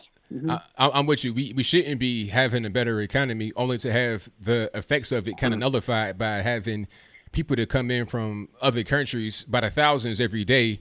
Like, you'll be back in a situation where you have a job shortage, or you having a tougher time competing for these particular jobs. So I thank you for the call, man. Definitely appreciate you. Okay, man. Good to talk to you. All right, now. Okay, bye. All right, shout out to the caller. Most certainly appreciate them. The number to call is 434-658-1220. Do not be afraid to call. Let me get to the next caller. All right, caller, you're on the line, 619. Job shortage. 619, can you hear me? 619. All right, 619. Listen, if you're listening to me anybody that's listening to me, you have to have your ear to the phone because there is a delay. You can't just look at the screen because you're not going to be able to pick up on it. So thanks to my man that just called in, and thank you to the other caller. We'll get to you shortly, boss. Don't even worry about it. Okay, let's try. All right, you guys hang tight. Let's try. All right, caller, you on the line 347. I'm Joshua. All right, Joshua, what's going on? What's going on? Everything's good, man. What's happening? Not much as of lately. Have you heard about this Memphis police shooting? Yeah, I did a video about it. Yeah, like, why are black people defending this guy? People are defending Why? him. People are defending him because they think it's the right thing to do because he's a black man and he got shot by police. They don't really care about what the circumstances were. They don't care about what the circumstances were or nothing like that. All they care about is the fact that he was black and he got shot by the cops. I just said he's a thug because he holds like a assault rifle, smoking weed, and even trying to when the police notified he was on Facebook Live. It's just like, are we going downhill as a community in the United States? I mean, what's happening is that people, you gotta understand, certain people live in their own little world, their own little, how can I say, a dimension in America that most of other people don't live in. So the things that they do in that little dimension they have don't make any sense to us because we're outside of it. But to them, it makes perfect sense. It makes perfect sense to defend somebody that shoots and almost kills a man for his car and then tries to hurt the police. That's how they look at it. Right, like shooting the police in a black neighborhood is like having a high five in there. It's like, come on, man. Yeah, it's really crazy, but hey, that's just kind of where we are right now in the world. Right. And are you ready for the DNC debate? Oh, I'm ready. I can't wait. Like, we already gonna be like, I'm gonna be streaming that on the 26th when it drops. Yeah, Beta with the hand moving. Oh, he's gonna be doing the jazz hands. RIP headphone users, but yeah, he's gonna be doing the jazz hands and all that good stuff. So yeah, I'm definitely ready for it. Come up, was it June 26th and 27th? Right. Yeah. Like the only good Democratic candidate is Tulsi Gabbard and Andrew Yang. Which is not saying that much because the rest of them are clowns. Yeah, they have I guess they have a small chance, but I don't think they're really going to be able to get anywhere because the Democratic Party, they want the far left people or people that are the establishment. So Joe Biden or a person like Kamala Harris who will do whatever the far left tells her to do because they're going to be the ones that are basically puppeteering her all throughout the campaign. Right. Yeah. It's just like, I think Donald Trump will win in a landslide. Heck, he's probably win Oregon and other of the northeastern states, including New Hampshire, Connecticut, or even Rhode Island and Maine. I mean, we got to see. We'll definitely see about that. I mean, I think that there's nobody that can really match Trump as far as popularity and the widespread nature of his support base. But we're going to see how widespread it is. You know, I predicted that it could be like 1984 Reagan versus Mondale, where Mondale only won one state, which it might have been his own state, Minnesota. So it could be something like that. But with the way the media is and how much they control the narrative in the country and they control social media as well, I'm not quite sure it'd be the same way. But it could be the equivalent to that in modern times. Right, yeah. And one last thing is that I don't think like demographic changes will affect like Republican victories because not all Hispanics are liberals. Not all Asians are, are liberals. Is that, what I'm saying is that I don't think Texas is going to flip. I don't think Arizona is going to flip in 2020. I think Minnesota is going to flip in 2020, but I don't think Texas or Arizona is going to flip because Texas is way too big and Arizona is not ready to go blue as of yet. Well, I don't think we're going to see any kind of real major flips, but hopefully we see some flips in the other direction for Trump and not for whoever the candidate is going to be on the Democratic side of things. Yeah. It's just that, like Hispanic conservatives don't not all of them like Trump, but I think majority do like Trump because of his stance of immigration. No doubt. I mean, I think that we'll have a good chance of having a landslide. I think it win regardless, but the margin of victory will be pretty good. But I'm gonna get to a few more calls here, man. So I thank you for the call. Definitely appreciate you. Definitely appreciate you too. All right, now peace. All right, thank you to my man Joshua for the call. Most certainly appreciate him. Shout out to the super chatters right quick before I get to some more calls. Take it to OBBG who says Putin forever. All right, whatever you say, boss. Take it to Snap Turtle who says ABL peace. What do you think about the Gulf of Oman attack? That was crazy, and I hope that it does not spark a war because that's not good. If the Iranians are hitting tanks, now I think that was a Norwegian tank, right? If that was an American tank and some Americans got injured or something, that'd be really bad. But I want to know more about the situation before I really give my definitive statement on it. But thank you for your donation. Thank you to G. Carjala who says, I'm going to pony another 5 in memory of caller's mother, R.I.P. Yeah, R.I.P. to my man Steve, Baldessari's mother. Thank you to Hobbs Degree, too, who says we spend more money per student, K through 12, than almost any other country except Luxembourg. Where does the money go? What do we have to show for it? That's a very good question. Places like Detroit, Michigan, spending the maximum amount of dollars per student, but half of the students are totally illiterate or what they call it, functionally illiterate, whatever that means. We'll get to the next donation. Thank you for that. Thank you to GG73 for your donation. Thank you to Tony the Stoner who says, do you think women in politics has helped America? Not really. Keeping it 1,000, not really. If it were UK, maybe with Margaret Thatcher, maybe, but in America, I don't really see that. Thank you to Demented Liquor who says I'm out camping and wanted to stop by and say hi. Well, thank you for that. Thank you to Richard Humphrey who says great job, ABL. Thank you for keeping us informed.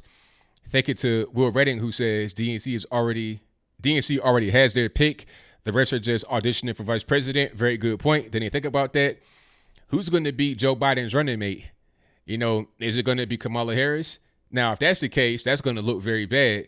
Or you got to hire the black woman for help to be your maid. You know, that ain't going to be it. And matter of fact, she already came out and said, hey, he'd be a good vice president for me.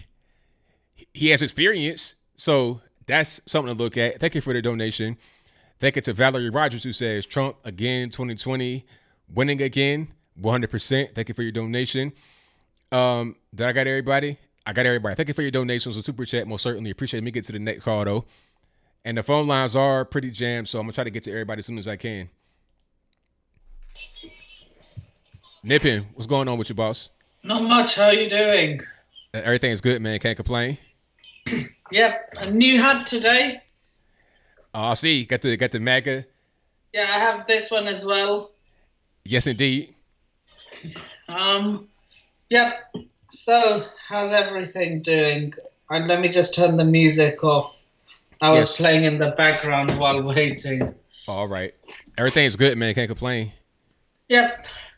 These Democrats can't think for themselves. They're being used like ventriloquist dummies. Oh, absolutely. Whoever has the most money will be able to pull their strings. Yeah, George Soros, all these Rothschild, George Soros, they're all being pulled. They're all being pulled by these big money elitists. That's right. I bought a size too small with the red one. No, okay. I think I might actually change it. Hold on. All right, come on, Nippin. We live on the air. And I know you got to do a wardrobe change and everything, but we live. Yeah. Yeah, it was a little too... all right. Yeah, too small for my head. All right, I got you. But what else we got going on? Yep. Illegal now the Memphis, Tennessee shooting. Yeah. What of it? Have you seen that story going on? No, but I'm pretty sure the person who was shot wasn't innocent. Oh no, of course not. Not at all. You know, there was some rioting and protesting for a guy who got shot by not necessarily the police. It was the U.S. Marshals. This is the federal people that came to get him. He make a long story short, he carjacked somebody, shot him 5 times, left him for dead. The person did not die. They called the police. The federal agents came to get him.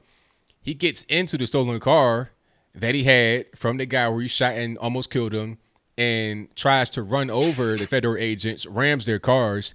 He gets out of the car with a gun or a quote unquote weapon, and then he gets shot and killed by the marshals. So as a result of that, people in the area where he got shot in Memphis, Tennessee, North Memphis, they were rioting and protesting, talking about too many young black men get shot and killed by police. Yeah, oppression. Yeah, pretty much. Yeah, you can't just... Look, they play the victim way too many times. Yeah, I mean, especially that guy. There was no way that guy should be looked at as some type of victim. I mean, you carjacking people, and you almost kill them. That's borderline terrorism. Well, yeah, pretty much. So, yeah, Trump is going to win by a landslide in 2020. Yeah, I think it'd be a pretty good election. I'm ready for it. I'll show you what he's going to win by. It's going to be a 535-3. Wow. In Trump's favor. So where's the 3 come from? Washington D.C. They'll never vote. They'll never. I'll give this to you in writing. They will never vote for a Democrat. For a Republican. For a Republican. They will never. It will never happen. Yeah, because the thing about DC, number one, you got a high black population, and number two, you have a very high liberal population. It's like San Francisco on the East Coast with more black folks, and it's basically a city. So yeah, and then of course all the federal money comes right there and emanates out in that area to make it very rich. So the best thing for them to do would be to vote liberal, because that means bigger government, which means more money. So they don't want to vote for a Republican who's going to shrink the government, therefore shrinking their particular income source. Yeah, being a Trump supporter, I'll say trying to get Washington to vote for a Republican is like trying to tell Kim Kardashian not to get another plastic surgery. Yeah, that's a good way to look at it, I suppose. You see what I mean? Yeah, I see what you mean. Uh-oh, what's going on here? You trying to do things? What's going on? Did you get that? I saw something. It was like an overlay on your screen. I think it was a link. Yeah. Okay. I sent you what I think the prediction. Well, it's not going to happen. Let's be honest. Okay. Well, I can't see it right now, but I'll see it after we get off. Yeah. Did you see the other link I sent you when it was the UK leadership election? I've not had a chance to check it out, but I think I saw where it was on Skype. Yeah. I'll check it out. Yeah. I sent this one to you on Skype as well. Okay. So there are only 2 candidates left. I know one of them is Boris Johnson. I don't know who the other one is. I think it's that Indian guy. Okay. So who's it going to be? Is it going to be Boris? It's looking that way. Fingers crossed. Right. Now, when does that happen? When does the actual election happen? In July. Okay. Well, I'm rooting for y'all over there in UK. Hopefully you get Boris. Yeah, I hope so too. and the clown debate has been announced. Yeah, the DNC clown car is full to the max. 20 people. It's going to be 2 different days of debates, and I suppose it's going to be 10 on one day and 10 on the second day. Well, you won't be having any debates because you already have your candidate. I mean, that's what I said too. It's pretty much already in the bag for Joe Biden. So at this point, the debates would just be for entertainment for me. I just want to see the Democrats. I want to see who's going to actually raise some tough questions to certain people, and I want to see who performs well. I think that Andrew Yang may perform well. He may get some more support as a result of the coverage and the exposure from the debate. But the guy has already been picked. It's going to be Joe Biden. Yeah, a liberal friend of mine. Yeah, he's in denial. He is being red-pilled as we speak. A liberal friend of mine is saying that if Bernie Sanders isn't elected as the as the DNC nominee, he's going to support Donald Trump. I was like, yeah, that's great news. Well, that means you're going to support Donald Trump because Bernie has no chance. Really, he was, at this point in the game, he is not as strong as he was in 2016's campaign cycle. So, and he didn't get it in 2016, so he won't get it this time either. So you got a Trump supporter on your hands right there, boss. Yeah, I mean, he's in denial. Look, he's putting like things out on saying, oh, I'm a libertarian now. And then 5 minutes later, he said, nah, I'm still a democratic socialist. I'm sorry, no. Yeah, he's kind of all over the place. He's in denial that he's becoming more right-wing. He's in denial. Yeah, that's what it seems like. And so was I at one point, so I know what it feels like. Right. Well, we're gonna see who's able to come out on top for sure. So now the governor of Oregon wants to take illegals from Africa, the Congo. They're already there, and I think they're like 90% of the illegal migrant population in Portland, Maine. 90%. Oregon needs a Republican governor. And they had one. They had Paul LePage. He was a great governor, but then they went to this new lady, a Democrat. Kate Brown.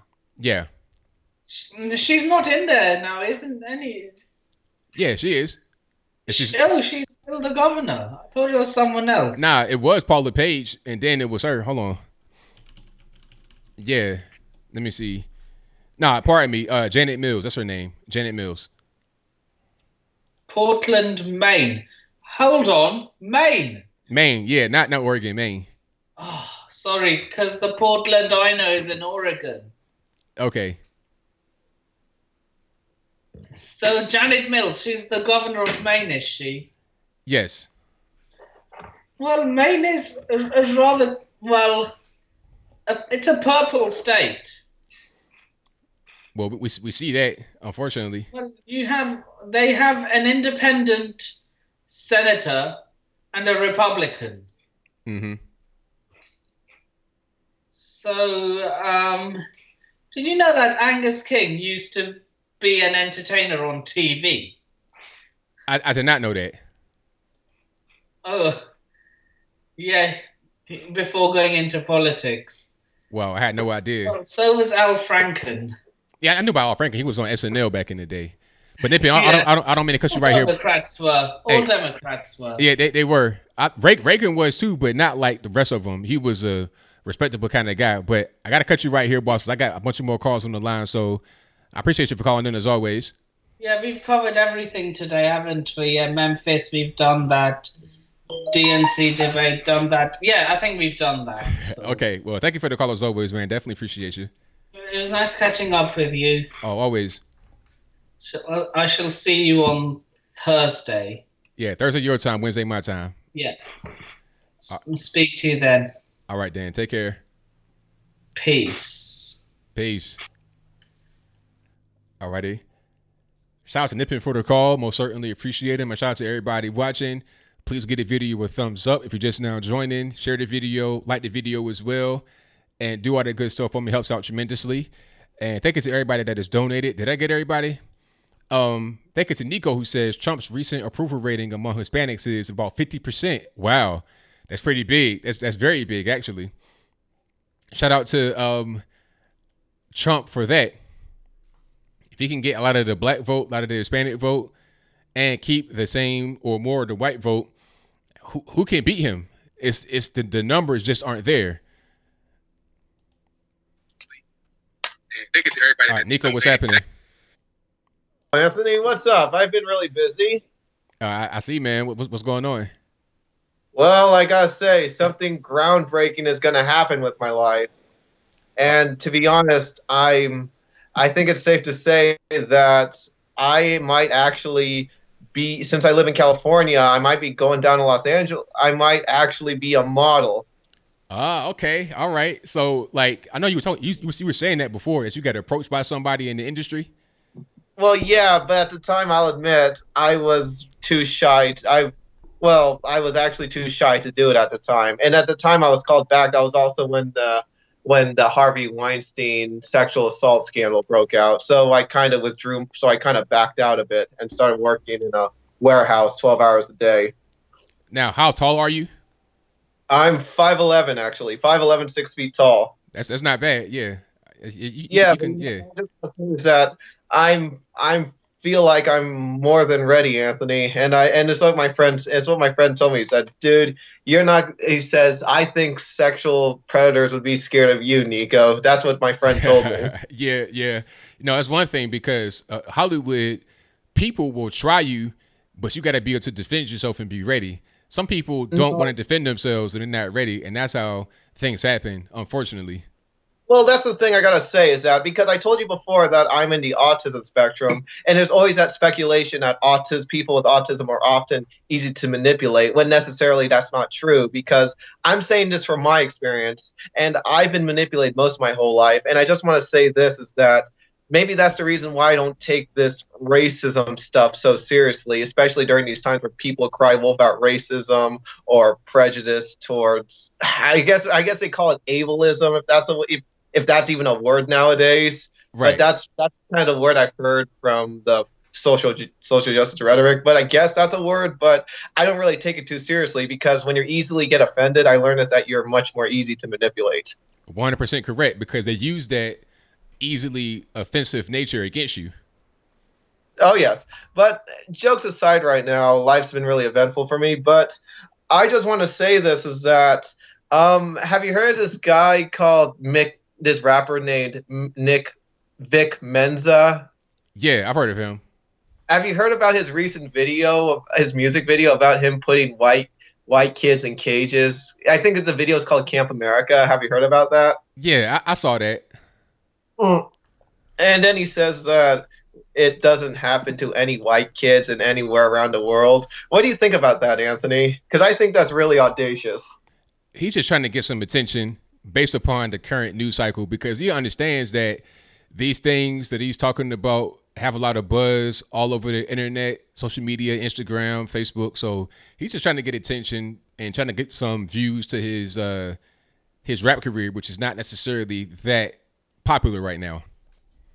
No, but from what I heard, I think there's some comedian who, which basically I'm going to do this if I happen to take off from here. But I'm going to say is that I'm going to try to avoid politics as much as I can. Even if let's say I happen to be invited to the White House, I'm personally going to decline it, because I think partisanship would risk destroying my career in entertainment. Well, yeah, I mean, that's, when I see celebrities that kind of avoid politics, I kind of get glad about that, because a lot of these celebrities really should just focus on entertaining and not the political side. Even the Kim Kardashian is kind of involving herself in politics a little bit, but she's not vocal about her political leanings one way or the other. She's just going out there and doing what she does without a political slant on it, and that's a good thing. Well, that's the thing. There's a comedian named David Spade on his new on Comedy Central. He said that he's not going to be talking about Trump at all during his comedy, during his new show, simply because the horse has died.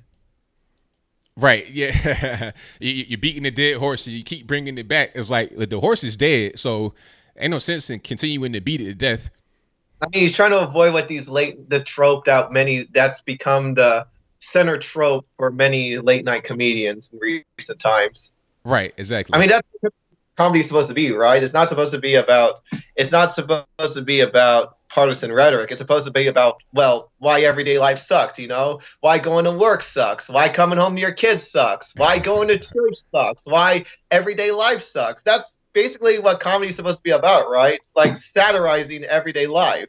Right. It shouldn't be somebody just, preaching about how much they hate this person about politics. Like, keep that somewhere else. Don't bring that to the comedy stage. Oh, yeah. But I just want to say this. If I do get famous and that kind of stuff, I'm just kind of curious that what if people find out that I have personal connections with someone like you? Let's say this. What if you happen to have your own TV show? And what happens if you happen to get doxxed, even though I know you're a black conservative, but either way, people kind of find ways to dox you, however, kind of like what's happening in Canada. And what happens if people discover that I've been talking on your show and that kind of stuff, and people are going to try to dox me because I'm talking to a conservative guy? Imagine that, Anthony. That's going to happen in the next 3 to 5 years or something like that. I mean, you never know what could happen. People are sometimes unpredictable, and you don't know what they're going to do. So, I can't even really. I say the best way is just to live in righteousness, and that's just go that way, and you have the best bet going forward. All right, but it's like I said, the number one reason why I call your show was because at the time I'm lost, and I guess at an age like this, I'm just someone who's really looking for answers in that kind of way. But I gotta say, you've really been left an inspiration in your life, and I know people say this that you're kind of like the missing figure to black kids, but it's not just for young black folks, but it's mostly folks like myself who are just trying to look for answers. Well, I'm glad I can do that for you, man. It means a lot to me that I'm making an impact on your life. So I thank you for that. All right. But a few things before I said, have you heard about, I actually had this curious talk.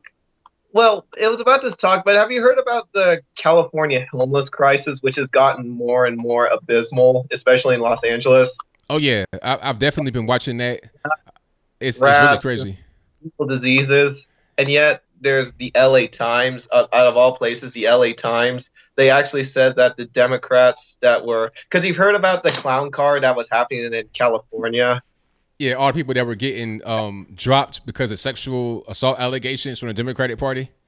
No, it's that, but I'm also talking about the presidential candidates where they come to California because when you come to California as a Democrat, you basically have a boost, a quote unquote boost in the okay.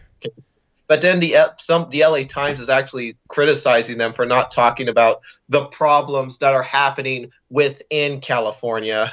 And they say the California Dems that are running for president do not care for us. They don't care for the people in California. None of them have actually talked about the homeless crisis. Okay. Well, yeah, I mean, I think that might be kind of sensitive for them to talk about because then they got to address some real situations. They got to address the legal crisis.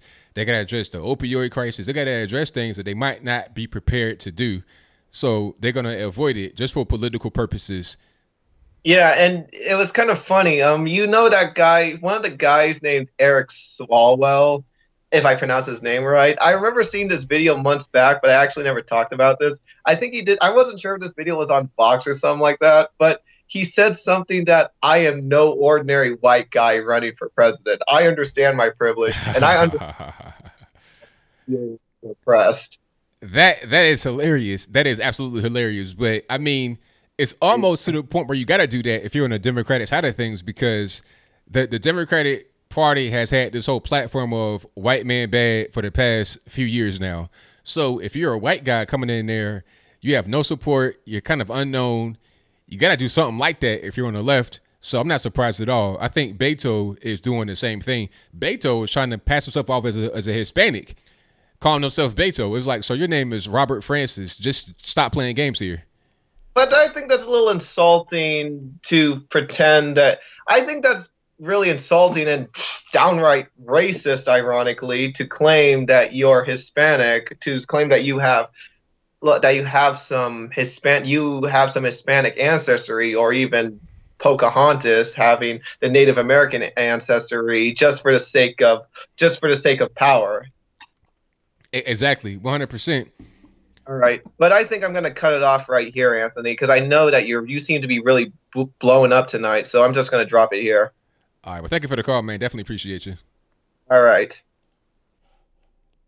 All right. Thank you to Nico for the call. I most certainly appreciate him. And shout out to, hold on, the super chatters right quick. Thank you guys for donating. I appreciate you. Thank you to Marwan Saye. Hopefully I didn't butcher your name for the donation. Definitely appreciate you. Thank you to Charles Kane, who says, how about an hour interview with Antoine Tucker with an hour afterwards fielding questions? He's running for Congress and needs a platform to spread his word. Hey, I'm interested for sure. Now, Antoine Tucker, you talking about my man. Yeah, I met him. That's actually could be a good interview. So I'm in the same group chat with him. I'm going to hit him up and see if he's trying to do that. Thank you for your donation. Definitely appreciate you. Yeah, I met him at YBLS in DC last year. Great guy. Shout out to him and his wife. Great people. All right. Uncle Reggie, what's happening? What's going on? I'm coming at you live. Everything's good, man. Hey, you know, I noticed something about your last broadcast. I always seem to make you laugh when you're having a sip of something. Hey, you kind of have an art. It's like an art, and you do that to kind of get me tripped up. But it's funny. You know what? And I can't even see you, so that's even better. Because when I watch the replay is when I catch it. Right. All right. So what's going on, boss? The screen everything last time because not much. I was just kind of rattling a couple ideas around this Keanu Reeves thing with the with the not touching. Yeah, Keanu Reeves. Yeah, like the ghost hands. They call it hand hovering. Hey, it's a brilliant technique because you get people getting called out for, oh, he abused me, he fondled me. It's like, no. You see my hands, they're not touching you at all. Yeah, I'm not touching you. Yep. Yeah. See, I want you to meet my girlfriend right here. That's what it's come down to, It's like with this Me Too movement, it's like they want you to have an imaginary friend, Yeah, pretty much. I don't know. Yeah, because the real ones they're kind of yeah, the clown car thing. I think that's especially funny. I don't know if you came up with that or if somebody else did and you kind of repeating it, but I'm coming to you from an undisclosed location. All right. Yeah. Hate to give them a shameless plug, but they give me free Wi-Fi, so I want to give them a plug. Yeah, I see the sign in the background. It's kind of blown out by the lights, but I see you in front of an establishment there. Yeah, the Baymont Inn Suites. Oh, okay. Yep. Yeah, I'm having fun tonight. Ladies, so I'll be staying at the Baymont in Southern Michigan. So there's that. What else was it? Maine is too cold for those people, man. They come right out of the just south of the Sahara Desert and going into Maine. It's just too cold for those people in Maine. Hey, you'd be surprised because you got a lot of people that come from like the Caribbean that be in Toronto, and Toronto is brutally cold. Yeah. Well, but Maine, you're right on the ocean there. There's no forgiveness when that nor'easter comes in. Oh yeah. There's no forgiveness. Yeah. So well, you're from Virginia. You know about that nor'easter. You get the tail end of it, but you know about that. It's a coastal city. Now we get them full on sometimes, and also hurricanes. Which is like it's like the equivalent to a nor'easter, but a little bit worse because of the wind. Well, they'll have a nice warm summer, but they're not going to be able to acclimate. By the time winter comes, man, they're going to be surprised. They're going to be surprised how cold it gets up there in Maine. So I'm just saying, not culturally speaking or racially speaking, but just globally, your demographics, your the geography of it all. It's just they're going into a place they don't even know where they're going. Yeah, like me, even me being like from Virginia, I would not want to go to like Toronto and live because it'd get cold in Virginia, but not to the point where it's like degrees below zero and you can't go outside without putting something on your head and your face. Nah, I'm not really used to all that. Yeah, even well, I know Chattanooga gets a little bit cold because you're out down there in the hills, and you're actually in the valley, aren't you? We're in the valley, so it's not snowed here yet since I've been here, and I've been here about a year and a half. So it's pretty warm actually. Yeah, and you had a guy in there. We're having fun, a little bit of fun in the chat room, speaking amongst ourselves. Oh, that Ivan guy, I didn't even know his name until today. That guy must wake up sour every morning. I feel bad for his family. Yeah. Serious. How do you wake up? And the thing is, he doesn't really understand. I mean, he says, "Oh, you don't read," but it's not that. It's just he's listening to the people that are purposely twisting the story to make it sound like someone's a bad guy, and he's not. He doesn't have an open mind enough to think for himself. He's letting other people do his homework for him, and it never ends well like that. Right. He's reading things that people have made opinions on. It's like, okay, here's my op-ed about X, Y, and Z thing. Read that, now you're informed. Rather than just doing some independent research and coming to a conclusion that makes logical sense based upon facts. I would suggest that highly for him. He seems like a nice person otherwise. I don't know about that one, boss. I can't agree with you on that one. Yeah, I'm sure he means well. I think that's maybe what I meant. Okay. Bit. Yeah. So, and hats off to Nip and that other guy who lost his mom. My heart goes out to you. And the creepy Uncle Joe saying he's going to cure cancer. That's the cruelest thing somebody could do to somebody is give them false. And especially for people that they just know. I mean, come on, there's. And then the thing about it is, if you could cure cancer, why can't you do that right now? If you had the cure for cancer, why are you holding it hostage until you get elected? Like, what kind of cruel person would do that just to get some votes? Yeah, that's another side of it look, I can cure cancer, but not only if you vote for me. That's not cool. Exactly right. Yeah. Plus, they're going to need $15 million for the DNC, and if you donate, I'll cure cancer and AIDS. Right, everything in the first year. Yeah.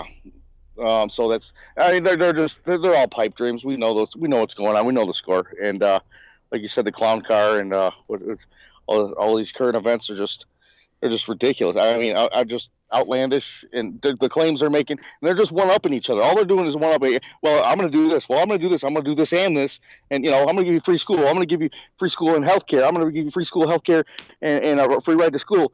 And I'm going to buy you a pony. And there was one guy that actually ran on it. He's going to buy everybody a pony. I don't know if you caught that. The guy with the boot on his head. Oh, yeah. I know you're talking about. Yeah. I've seen that guy. Yeah, he had a goofy name. Yeah. Yeah. So hey, what's gee whiz. Yeah, you kind of. What else is on your ticket there? Down the bottom. Oh, I can't even really see it. The police shooting in Memphis. And... Oh yeah. We know the score on that one too. That's yeah. No, it doesn't need to be said. The guy was. Like you said, they caught him live streaming or goofing around, and then he got in the car and he had some weapons. That's I mean, justified. Exactly, 100%. Yeah. So, I think that whole thing with the like the Michael Brown and all that all lost its steam. It really did. It did it one too many times. Actually, like 17 too many times, and they kept on putting their foot in their mouth. And now the regular people that were actually upset about this are like, what are we gonna fall for it again? Right, exactly. People that have a brain in their head are like, all right, okay, it's enough of this. Especially when it comes out that the guy shot somebody else. There was a situation in Virginia where there was a hitman, like a real life hitman, who just came home from the penitentiary. He killed 2 people. They were both black, and he was black too. He was riding around in his car with his girlfriend and his baby. He goes to a 7-Eleven. They pull over, and the police are approaching him because they got a tip that they were on the way to kill somebody else. This guy puts his feet on the door that he was sitting next to, braces himself against the girl that he was driving with, his baby mama, with the baby in the backseat, gets a Mac 11 from the floor that he stole, and shoots at the police. The police shoot and kill him, and they killed the girl because she was behind him. So the bullet went through him and hit her. They saved the baby, thank God, but they killed both of them. People are trying to protest because of that. It's like, wait a minute. You're talking about a real life hitman, like a actual, like he was a paid hitman, and you going to protest for him? So when that happened, people said, okay, enough is enough. Yeah. Did you see the thing about the dancing cop? I've seen plenty of dancing cops. I'm not quite sure which one you're talking about. The dancing cop, it was one of those things where he was a dancing cop and he turned around and he jacked somebody. This was a couple of days ago. Oh no, I didn't see that. Yeah, it was one of the, they were called out. I do believe it was in Ohio. Mm-hmm. I'm not sure if it's Cincinnati or Columbus or one of those, but it was in the hood. And they're called out for a possible shooting. So they showed up, and of course they had their AR-15s and the bump stocks, and they're all suited up, and they got the bulletproof vests on. And this lady's got 2 babies in her arms. She comes running up to him, like, "What are you doing? What are you doing? What are you doing?" And he like put his hand on her, said, "Step back." He's got all these weapons and stuff on him. He said, "Step back." She got 2 little babies. Well, the father jumped in, and he got in the cop's face, and he said, "Step back." He said it 3 times, stand back, and then he just pow, and it was over there quick. So wait a minute. So hold on. You got back up. So the cop was just dancing? No. He was one of those cops that was in those videos a few years back. He was a dancing cop. It just happened to be. Okay. So at that particular moment, he was not just having the dance routine. He was just in the middle of something else. He was doing his job, right? He was at work. Okay, I got you. Yeah. So yeah, it was a couple years ago. He was one of those dancing cops, and this time he was actually at work, and he had his gun. He had, he's military style. He had it pointed down with his finger across the trigger, so it wouldn't go off accidentally. They realized it was just fireworks. So as they're trying to sort it all out, one of the guys had a warrant, so he's arresting him, and then somebody else came in, and it got bad. It got ugly. Oh, okay. Okay, I see. During the course of the investigation, something else happened, and he ended up hitting somebody. The left is all police brutality, but the guy told him to stand down. Right. Get back. If the officer says step down, stand back, and you don't, well, hey, you might get a 2-piece, a biscuit and no drink. It is what it is. All right, ABL. I love you, girl. I got nothing love for you. Everybody else, click them likes, those thumbs ups, and share it. If this is a shareable video, share it on social media. I'm glad to see you're monetized. I seen this one had a commercial attached to it, so there you go. That's a good thing. Yeah, you got to make your money, man. Keep that paper straight. I thank you for the call, man. Definitely appreciate you. Peace. Vote for Pedro. There you go. Vote for Pedro. All right now. Nice. All right. Shout out to my man, Uncle Reggie, for the call, a.k.a. Kerplunk. I most certainly appreciate him. Yeah, I didn't even see that whole thing with the punch. Yeah. Let me see. Did I hear everybody? All the super chats? I think I'm good on super chats. Thank you for joining, by the way. Please like the video. Give me a thumbs up right there. The likes are free. I'd appreciate it if you did. That helps me out tremendously. Yeah, Second Amendment is very important. You got to have it to protect yourself from all enemies, foreign, domestic. A big part of the military are the civilians. Because if you got any kind of foreign invader, they would not only do with the military, they would also do with us, the citizens. You trying to come into our homes? We're ready. Let's see, let's say China come over here with their army on the ground. They're trying to come to people's houses. Well, we got guns too. And you got trained people that are in groups that are not going to go for that particular thing. And thank you to, Jory Lopez. I don't want to butcher your name, so I ain't going to say it the wrong way. Thank you to him for saying, keep it up, Anthony. We are behind you, Trump 2020. Hey, I appreciate that. Thank you. I most certainly appreciate your donations and the very kind words. Let me see. I'm going to read some of you guys' comments. Oh, I forgot. The number to call is 434-658-1220. The number is always in the description box and also in the ticker at a certain point when I'm talking. It'll just come up eventually. Let me see. I'm going to read the chat right now because I don't have any calls. Hey, sometimes you got to punch somebody. If the officer says, step back, get away, then you might catch that 2-piece with dirty rice and no drink. It is what it is. Now, I saw something about somebody saying Trump says it's illegal to burn flags. That should be illegal regardless. I didn't think it was ever illegal to burn the flag, at least not an American flag. Let me get to this next call. 215 on the line. Who am I speaking to?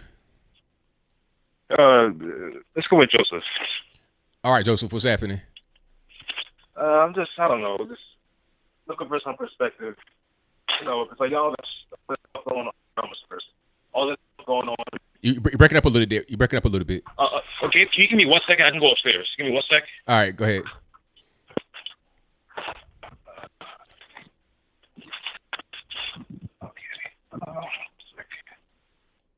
And thank you to everybody calling. Okay, you can hear me now? Yes. Yeah, so I was just like, looking for perspective because, all this going on with the immigrants and you got Ebola going on across the oceans and you got letting people coming in from the same place. It's just hard to be optimistic about the future because you don't know what's going to happen, because they're really just playing on people's lives because we're lucky that no one so far, has come down with it. It's just really hard to be optimistic, Okay, so I mean, what's your question? Oh, I'm just like, I don't know. How do you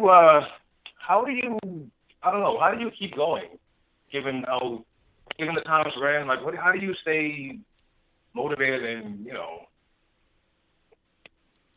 Well, okay, my thing. I'm a very patient person, as most of you have known, because I got some callers that may try your patience. If you're not me, I'm a very patient person. I know that Rome was not built in a day, and one thing about me that you may or may not know, I'm not sure, but anyway, I've been self-employed my whole life. Since I've been an adult, I've always been self-employed. And the thing about being self-employed is that you got to have patience and you got to have a little bit of faith. You got to be able to take risk and have confidence that your risk is going to pay off. It may not pay off right away, and you got to do things to prepare for the future. You got to stack money up because you don't know if you're going to have a good month, a bad month. You might have an unexpected expense that come out the woodworks. Anything can happen, so you got to be ready for it, and you got to prepare for the future. So I've always been ready. I've always prepared for the future, and I've always been very patient. And a lot of people are having a hard time with being patient.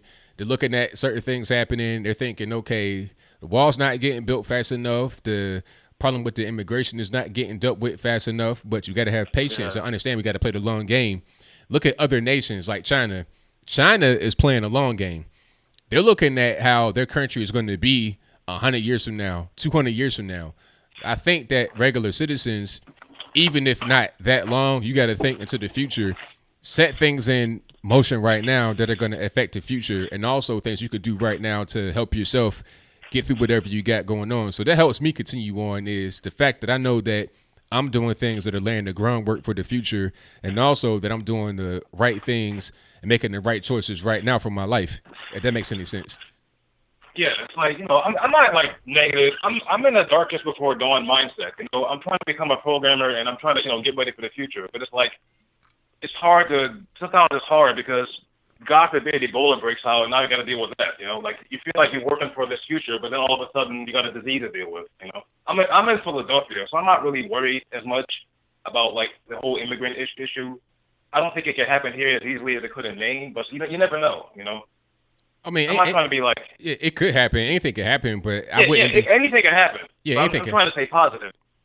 I'm like in the darkest before dawn mindset. Like, at the end of the tunnel, we might be all right. Yeah, I mean, I don't worry about that. I mean, I'm just looking at it like, okay, what can I do to prevent that kind of thing from happening? If I can't do anything, then I'm not concerned about it. If I can do something, then I do what I can, and that's all I can really do. I have no more energy to be able to give to it other than just doing what I can or not. And then that's it. Yeah, it's like I've been giving that same advice. It's like you just got to worry about what you can actually control. Like it's out of my hands. I can't do anything about immigrants and disease. All I can do is worry about, how I'm going to get by, how I'm going to get self-employed and all that, But it's also good. It's also good to be aware of what's happening around you. Yeah, exactly. So if you know it's a certain place where there's going to be a lot of migrants that are come in that are bringing all kind of disease, you might not want to live there. If you're living in a state or a city where you got really liberal policies in place, you might not want to be there if you're able to leave. You know, so that should be the focus. Wherever you settle, wherever you call home, it should be a place where people have some similar values to you. If you're able to change that. Now, if you're not able to change that, maybe you're able to work towards that. Maybe that could be your goal. But that's pretty much how I look at it. Just, you know, understanding where I'm at, observing my surroundings, and changing whatever I can change. Yeah, I think I'm in the same kind of advice. You know, it's like, Yeah. I mean, Philadelphia right now is fine for now, but I don't know what can happen. I don't like the mayor we got. He's, you know, left leaning. You know, I don't know about him, but for now things are fine. But you know, 5 years from now, who knows? But for now, I'm just focusing on. Just keep an eye on it and see how things play out. Yeah, you know, for now I'm just focused on what I can control, but I can't put all my energy into, you know, something that's really out of my hand. You know what I mean? Yeah. Yeah, that's just where I'm at now. All right, you know, I'm gonna let you go. I just needed some perspective. You know what I mean? No doubt. Thanks for taking the time. Thank you for the call. Definitely appreciate you. Yep, I'll see you around. All right, now. All right, shout out to the caller. Most certainly appreciate him. Yeah, like, I don't be worried about nothing, but I'm definitely going to be aware. I'm always aware of what's happening around me, my surroundings, what's going on. That's why I watch all news, local news in my city where I live, national news, everything, just so I know what's happening, so I'm aware. That's, in my opinion, half of the game is the awareness. 240 on the line. Who am I speaking to? Hey, your boy JB. What's up, brother? Everything's good, man. What's happening? Everything's everything, man. Did you hear about Omar? No, what happened? The Minnesota congresswoman. Yeah. She was married twice. You heard about that? Now, I heard that she was married to her brother. No.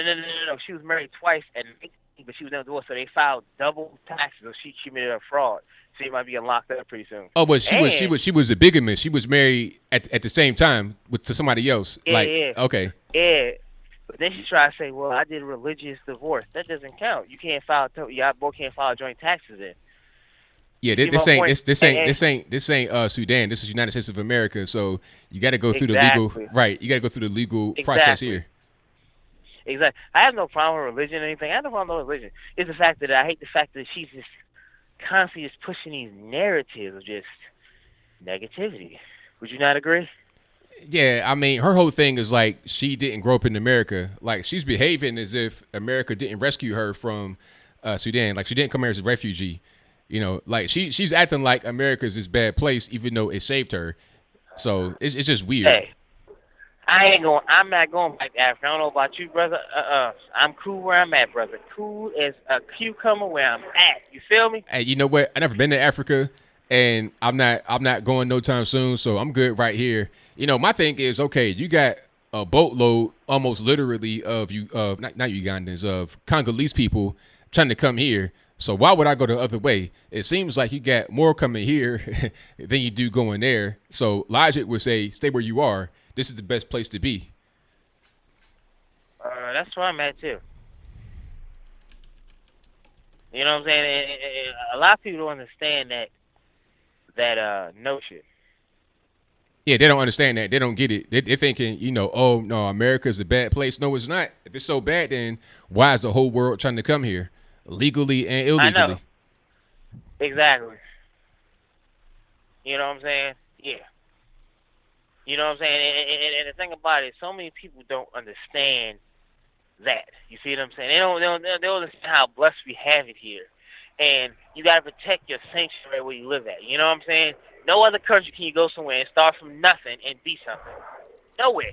Am I right, brother? That's right. I mean, a lot of these places around the world, if you start at a low place, that's pretty much where you're going to be your whole life. But in America, you can do so much. The guy that has the My Pillow, this dude was a crackhead at one point. He was a crackhead. Why he came up with the idea for the My Pillow, and you see where he is now. Got plenty of money, all over TV. So you can be anybody in America. Exactly. That's the point I was talking about. I saw some of this young man, and you know what makes me so sick is that so many people out there too good to do manual jobs. So this guy was talking trash. He said, "Man, you're a truck. You don't make no money." I showed him what I made. I made $2,700 in 1 week net. Right. Net. And he said, "Well, how hard you work?" I said, "I did a drop and hook. I worked maybe at best 49 hours." You see what I'm talking about? Only in America I can do something like this. A guy who has learned disability and everything holding him back still can do what he want to do. You feel what I'm saying, ABL? So I'm so sick of people saying America's full of white. No, America's the best place to be at. It's the best country. I'm not going nowhere. I ain't going nowhere. You? No, I'm saying I'm good. I'm good where I'm at. If I go anywhere, it'll be in the U.S. Exactly. But ABL, well, quick question though. I liked the immigration video you put out earlier today. That was a nice video. Right on point there, sir. You hear about Cuba Gooding Jr.? Yeah, I saw that. He got caught up in the Me Too movement situation. But the thing about it was the video shows he just put his hand on her shoulder. Since was a hand on the shoulder so aggressively groping? Hey, these people are a little crazy. Nah. You know, these people, they'll do anything to try to take you down and maybe get some money from you. That's why you got Keanu Reeves not even touching the women that he's in pictures with, because he don't want to get caught up in no kind of Me Too movement situation. People just take advantage of you because you're a celebrity and you're vulnerable. If you say that the person touched you, they believe the person immediately, and it puts pressure on them to settle out of court. Exactly, but the thing about I don't think Cuba's gonna side because he like misdemeanor charges, so it's like he's not gonna hurt himself in hindsight. Right. My thing is like in the grand scheme of things, I would fight it because she gonna run out of money before you do. Yeah, pretty much. Exactly, but ABL, good show today, man, and there's so many haters out here, like man, but just ignore the haters. Keep doing your own, brother, man. Keep the faith, brother, man. You're more successful than most YouTubers I know. Thank you for the call, man. Definitely appreciate you. All right, brother, man. All right, now. Peace out, room. Peace. All right, thank you to JB for the call. And shout out to Andrew J, who says, got your shirt in the mail today in Colorado. Thanks. Hey, I'm glad you got the shirt. Hopefully you enjoy it. Yeah, shout out to everybody that's purchased some ABL merch. If you want some merch, you guys, the links should be right under this video in the carousel. I got these hats for sale. I got more hats. I got shirts. And I got some more merch coming. I think I'll do some merch tomorrow, and you guys will see it up under there. And it'll also be in the store. There's a direct link to the store in the description box, and it has more things that are right there up under the carousel. YouTube kind of limits what you can put there because you can't just have like a million products right there. But some of the best ones I put manually right there so you're able to see it. But on the store, there's more.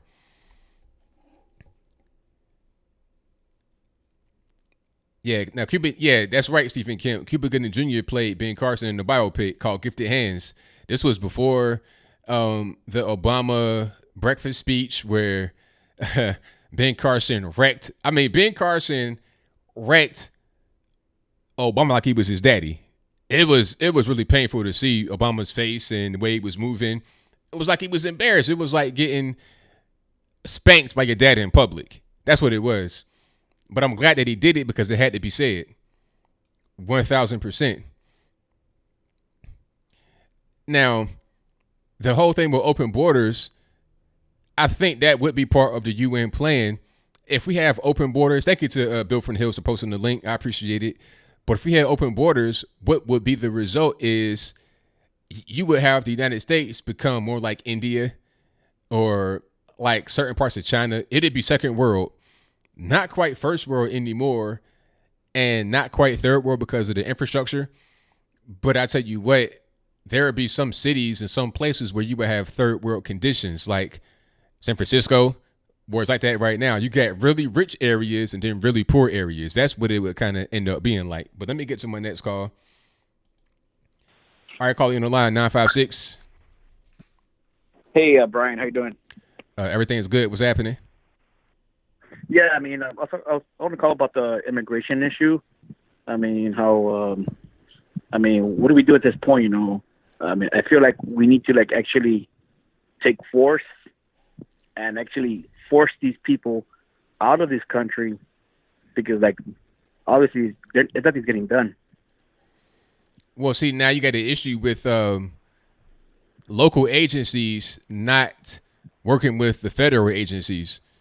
You know, you got people that, you know, don't want to report to ICE and trying to block them. Just like I think it was in Oakland, California, where you had the person who was some kind of politician who warned people in Oakland that ICE was coming to pick them up, and you had people that were in gangs, child abusers, all kind of stuff that were potentially going to get rounded up.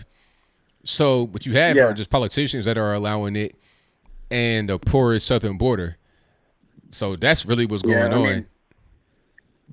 I mean, they're allowing it to happen, but we as citizens, I feel like we should take force and unfortunately, I hate to say this, but we should force them out of here.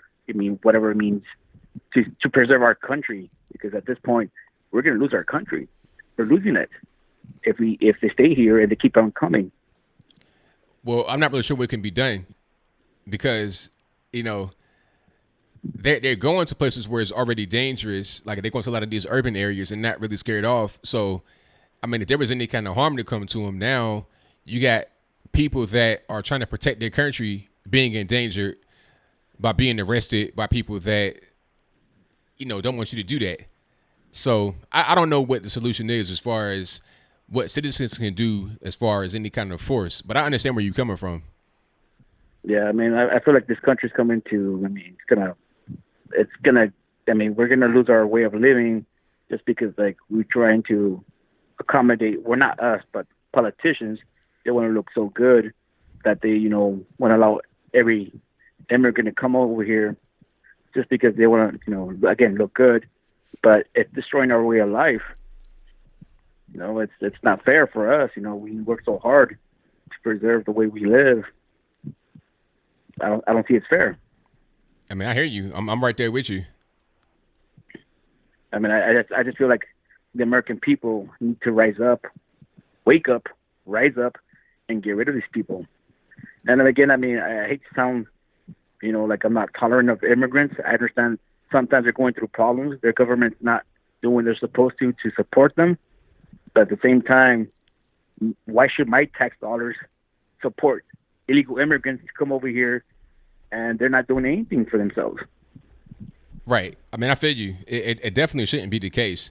Your tax dollars should go towards your particular place where you live, your well-being, your family's well-being, and American citizens as yourself, not people that are here illegally trying to take from those who make. It's just not a fair thing to have happen. Yeah. Well, that's all I wanted to say about that immigration thing. But hope you take care and keep doing what you're doing. All right, thank you for the call. Definitely appreciate you. All right, thanks. Bye. All right, thank you to the caller. Great call. And you guys know that O.J. Simpson has now found Twitter. He is officially on Twitter, so the juice is loose on the Twitters. Let me see what he says right quick. Hold on. I got a video. Now, I've heard what he said, but I want you guys to see it if you haven't seen it already. Hey, Twitter world, this is yours truly. Now, coming soon to Twitter, you'll get to read all my thoughts and opinions on just about everything. Now, there's a lot of fake OJ accounts out there, so this one, at the real OJ32, is the only official one. So this should be a lot of fun. I got a little getting even to do. So God bless. Take care. Getting even? Look, the shoes and the knife is long gone, man. So I don't know what you're going to do. Getting even on who? And by the way, I think this is the anniversary of his wife's death, the 25th anniversary. So it's kind of an awkward time to come on Twitter. But, that's the juice for you. Does whatever he wants. The juice is loose. 1,000%.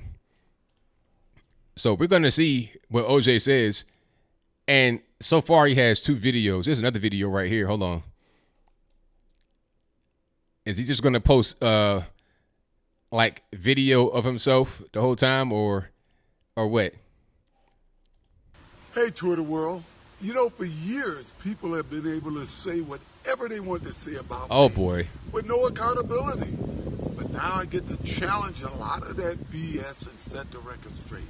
More importantly, I'll be able to talk about everything, especially sports, fantasy football, and even politics. But for now, let me just say to my fellow fathers out there, happy Father's Day. And God bless. Yikes. Boy, oh boy. Juice, what are you thinking about, man? I'll say one thing positive. He looks great for his age. He's got to be in the 70s by now. He looks fantastic. Like he's probably like about 45 years old in his face and his appearance. But OJ, what are you thinking about, man? You trying to challenge people? Like you already coming on aggressive. See, that's that energy you had the same night where you killed, Ron and Nicole. So I'm not really trying to see too much of that. I want to see a nice guy. I ain't really trying to see all this extra bravado that you got going on. But at the same time, I'm interested to see what he has to say. I want to see what more comes from the juice.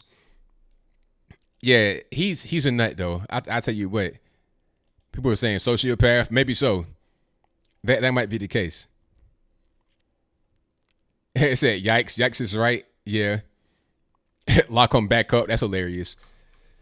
Yeah, accountability. Ain't that ironic? Yo, he looks very young. He's got to be about 70, 75 by now. Hold on. Matter of fact, let me look him up. He is 71 years old. He'll be 72 in July. 718, you're on the line. Who am I speaking to? Hi, Anthony. It's Hallie in Brooklyn. I wanted to ask you about Biden. You think he's pretty much assured of the nomination, the Democratic nomination. Do you think, first of all, do you think the young people will really want to vote for him? It's one thing to secure a nomination, but it's another to, maybe I'm not even sure how the process really works, but would he, do you think that they'll even go to the voting booth if he does get nominated? That's a good question. I think that he might not draw a lot of people, but I don't think anybody on that side would draw a lot of people. So I was just thinking, they're kind of like between a rock and a hard place. However, I was just thinking, what if he maybe gets a woman running mate? A woman could be around him, assuming she could be around him. But I was just, that's kind of another issue there. But do you foresee him possibly doing that? Because that might be the only way, at least as far as getting women voters. Now, he may try to do that, but see, that's going to be a problem right there because of this whole anti-male thing going on. It's anti-white male. If you have a woman for your vice president, that's like the patriarchy and stuff like that. So that might not help his cause at all because he'll get controversy from that too. So yeah, the thing is that because, I don't wish anybody. He is old. He is. How old is he now? How old would he be by the time he would even by election? But by the time he was even in office, maybe people would bank on the fact that he might. I don't wish it on anyone. He might die when the guy is old. He's old. Yeah, maybe they're hoping that at least as a woman running mate, her chances of coming after him. At least okay. I hate to give anybody ideas. I hope somebody listening to the show is thinking, "Hey, let's plan this." But I just think that if I would think of this, I'm sure that other people might think the same. But I was wondering if that might be an eventual ploy because I can't imagine anybody under 40 wanting to vote for him. And what I'm seeing here in New York, I live here. It's just depressing what's going on here as far as the politics. I'm listening to some of your earlier callers saying how demoralized they feel. I'm looking at these young people. Maybe they're somewhere secretly Republican or who knows what's going to happen. It was a miracle Trump got in. I certainly hope for success, but I'm thinking that the only way, like you said, they are so anti-male right now, or anti everything traditional. That I think this is just this would be the only hope, so to speak. So I wouldn't be surprised if you do. I could bet anyone my bottom dollar that he's, assuming you have a chance that he'll get in as a candidate, this will be,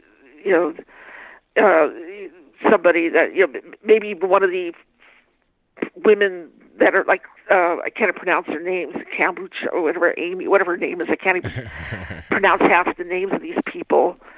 So I don't know if you might foresee it or anything. Anybody else out there? Because. But my feelings, would these people be persuaded? Will they?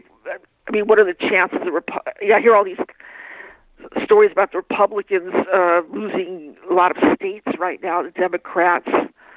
Would that? I mean, would that also be?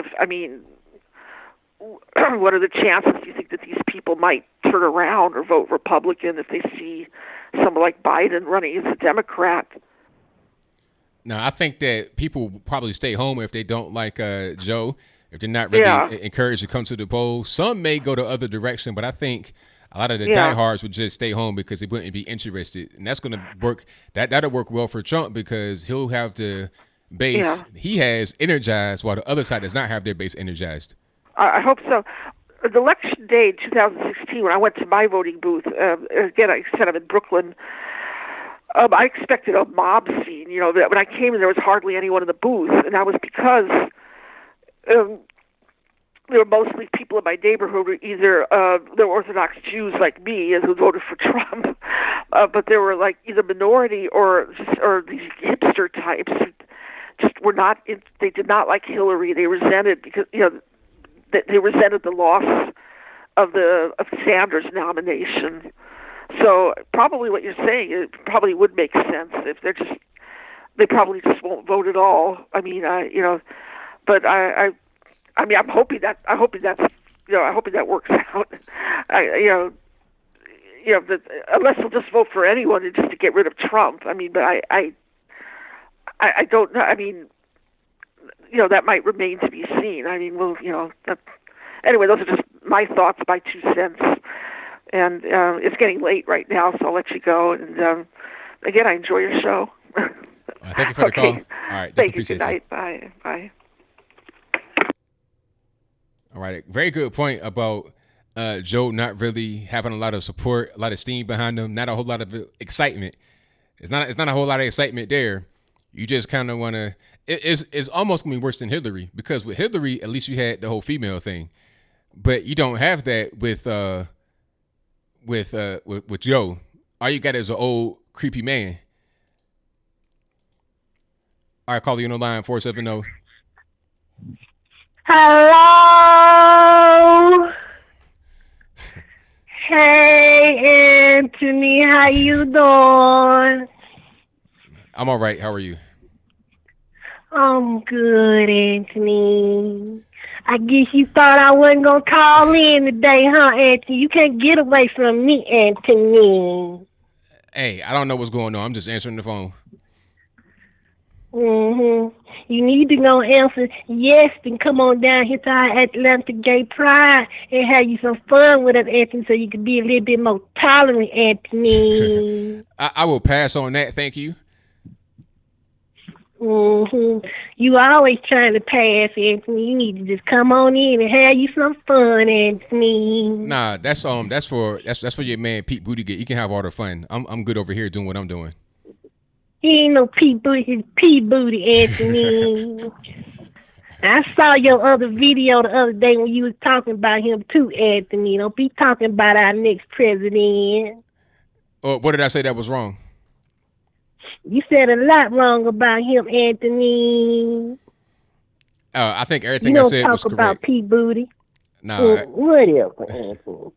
You say something wrong about Pete Booty again, I'm going to tell you to. You're going to be back over there on ABL game, Anthony.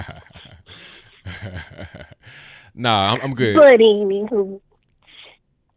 And why you going to have that man OJ on there, Anthony? What, you talking about OJ? Yes, Anthony. Well, look, I had to inform the people that the juice is loose. He's on Twitter, so that was just a news story that I was talking about. That's all. I don't like him. He's just like Trump all on that Twitter thing, Anthony, talking crazy, Anthony. You need to cut that out, Anthony. Well, he only got 2 tweets, so I don't know what he's going to do. Well, I hope he don't have no more, because he might stab me or do something to me too, Anthony. And what did they do to that man that played him in that movie, Anthony? I don't know. I don't know who that was. You know who I'm talking about, Anthony. That man that played on that movie Boys in the Hood. Oh, Cuba Gooding Jr. Yes, Anthony. Why they doing him like that? Hey, he got caught slipping. He shouldn't have been in that situation, I suppose. You know, he got to be like Keanu Reeves, taking the pictures with women and not touching them, having a hovering hand. You know, somebody just trying to get some money, and he got caught in the weird situation, it looks like.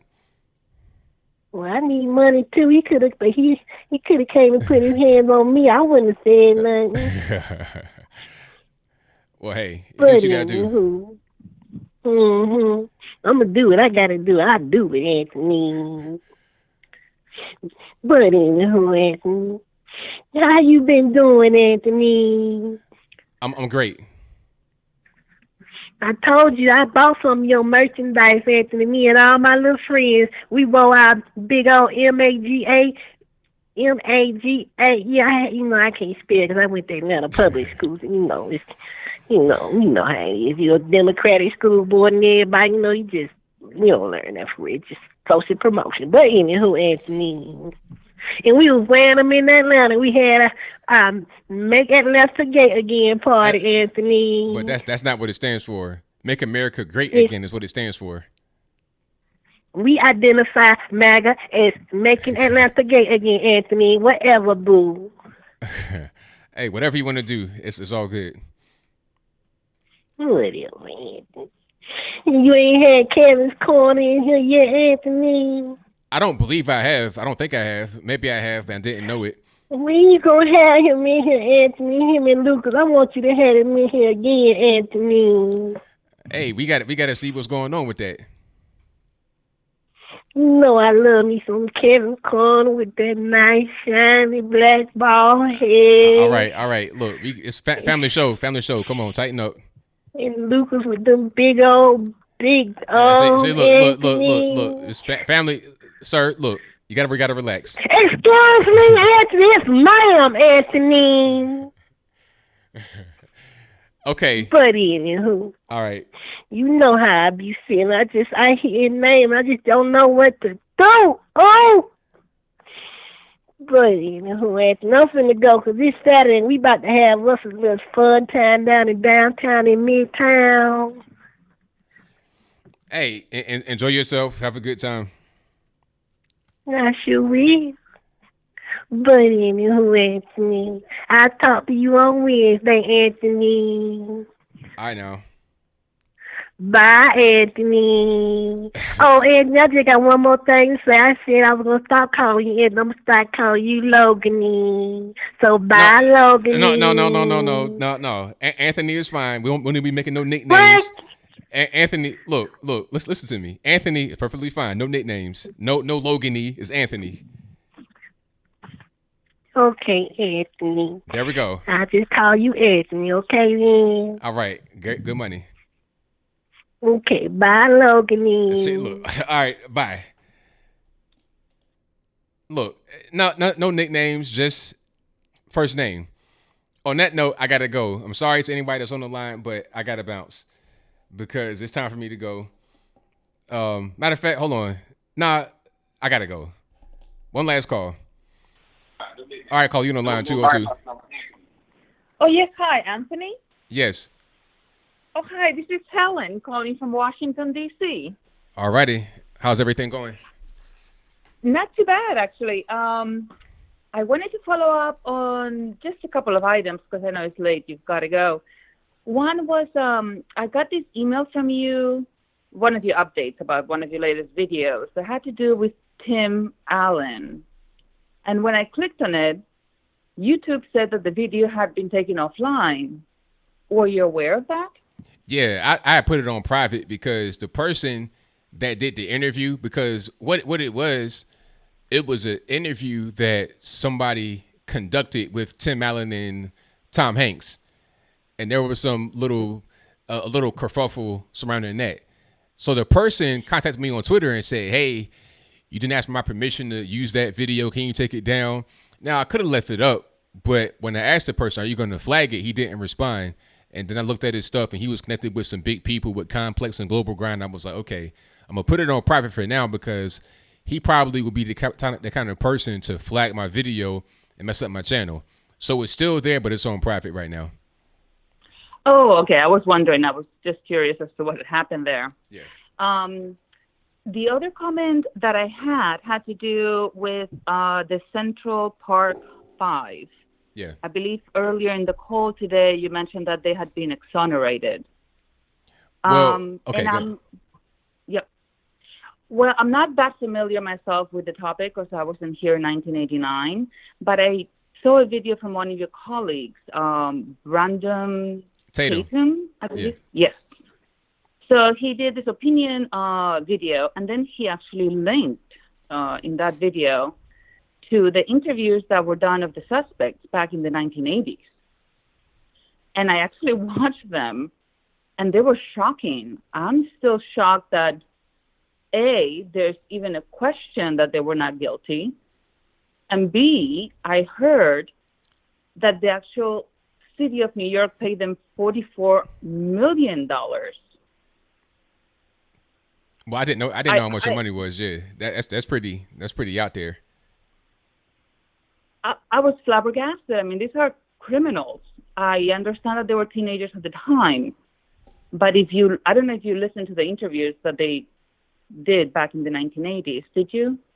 Well, I've heard some of the interviews. Now, my viewpoint on the whole thing is that I don't know all of the information, so I can't really make a comment on it definitively one way or the other. One thing I will say is that the state did exonerate them of the rape charge, but it does not mean they didn't do anything. There was plenty of crimes that they were involved with on that particular on that incident. It wasn't just the one thing. On that night, yeah. It wasn't just that. It wasn't just that one thing. So while one person did confess, and then that's how they were able to get off of that thing or have their name cleared on that one, that does not mean that it didn't do anything else. So that's kind of where I stand on it right now. But I need to do some more research before I say exactly what happened in full detail. Well, I look forward to if you ever do a video. I would definitely like to see what you find out because what I saw from Brendan Tatum, I mean, it was shocking, just horrendous. But that's in the past. I'm moving forward at the end of the month. I heard in your chat today that you're going to be doing a live streaming of the DNC nominees, I guess, debates. So I'm definitely looking forward to watching you do that. I'm especially interested in seeing how Andrew Young does, because I think out of all the 20, he's the only one that seems to me personally an interesting idea man. But I'm definitely going to be watching you, I guess, on the 27th. Will you be doing that DNC live debate streaming as well? Yes, I'll be doing it on the 26th and the 27th because it's going to be 2 nights. You're going to have the first night, the first group of debaters, second night, second group. So I'll do both nights. Then I'm definitely looking forward to watching you then as well. All right. Well, thank you for the call. I definitely appreciate you. Thank you, Anthony. Good night. Good night. All righty. That's a great caller, a great way to end the show. Thank y'all for being here. Most certainly appreciate you. I will be back streaming again on Wednesday of this coming week, Saturday as well. Same time, always, Wednesday and Saturday, 8 p.m. Eastern to 11 p.m. Eastern. And I'll be doing the debates the week after next. That'll be Wednesday the 26th and Thursday the 27th. And I'm not quite sure what times they start, but by the time the debates are coming, I'll know the exact time. It may be available right now, but I just don't have time to look at it right now. So that's pretty much it for now. I may do a video tomorrow, maybe not, but I'll definitely be doing my videos again on Monday, twice a day. That's my goal. And if you want any merchandise like my hats or anything of the sort, shirts, those links are in the description box below. And also there should be a carousel right up under the video of products, hats, shirts, mugs, stickers, whatever you want. And I got more new merch coming. I think I'm going to do the Clown World shirts, maybe even the hats.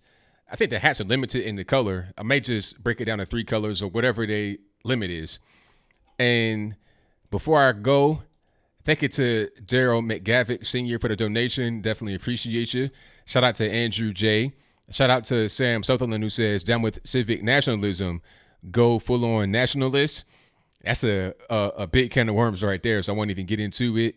And thank you to Ferdinand Thomas who says, future Jeopardy category, dumb Biden quotes. That'd be hilarious if I ever saw it. Big time Jeopardy fan myself, but that's all I got for tonight's show. I will see y'all again Wednesday for another live show and throughout the week for regular videos. And if you're not on my social media platforms, please do so. Links for that will be in the description box. I'm on Instagram, Facebook, Twitter, and that's it. If you see me anywhere else, it's not me. It's somebody else trying to troll. That's all I got for now. Thank you to the moderators. You guys are great. We got Michelle A, Bill from the Hills, T-Pain, Ansel, Sushi, Elijah Jean, Shreeves, Protocol, Dan Larkin, the whole squad. Thank y'all for what you do at a time. Definitely appreciate you. And until next time, y'all be safe. I'm out. And peace.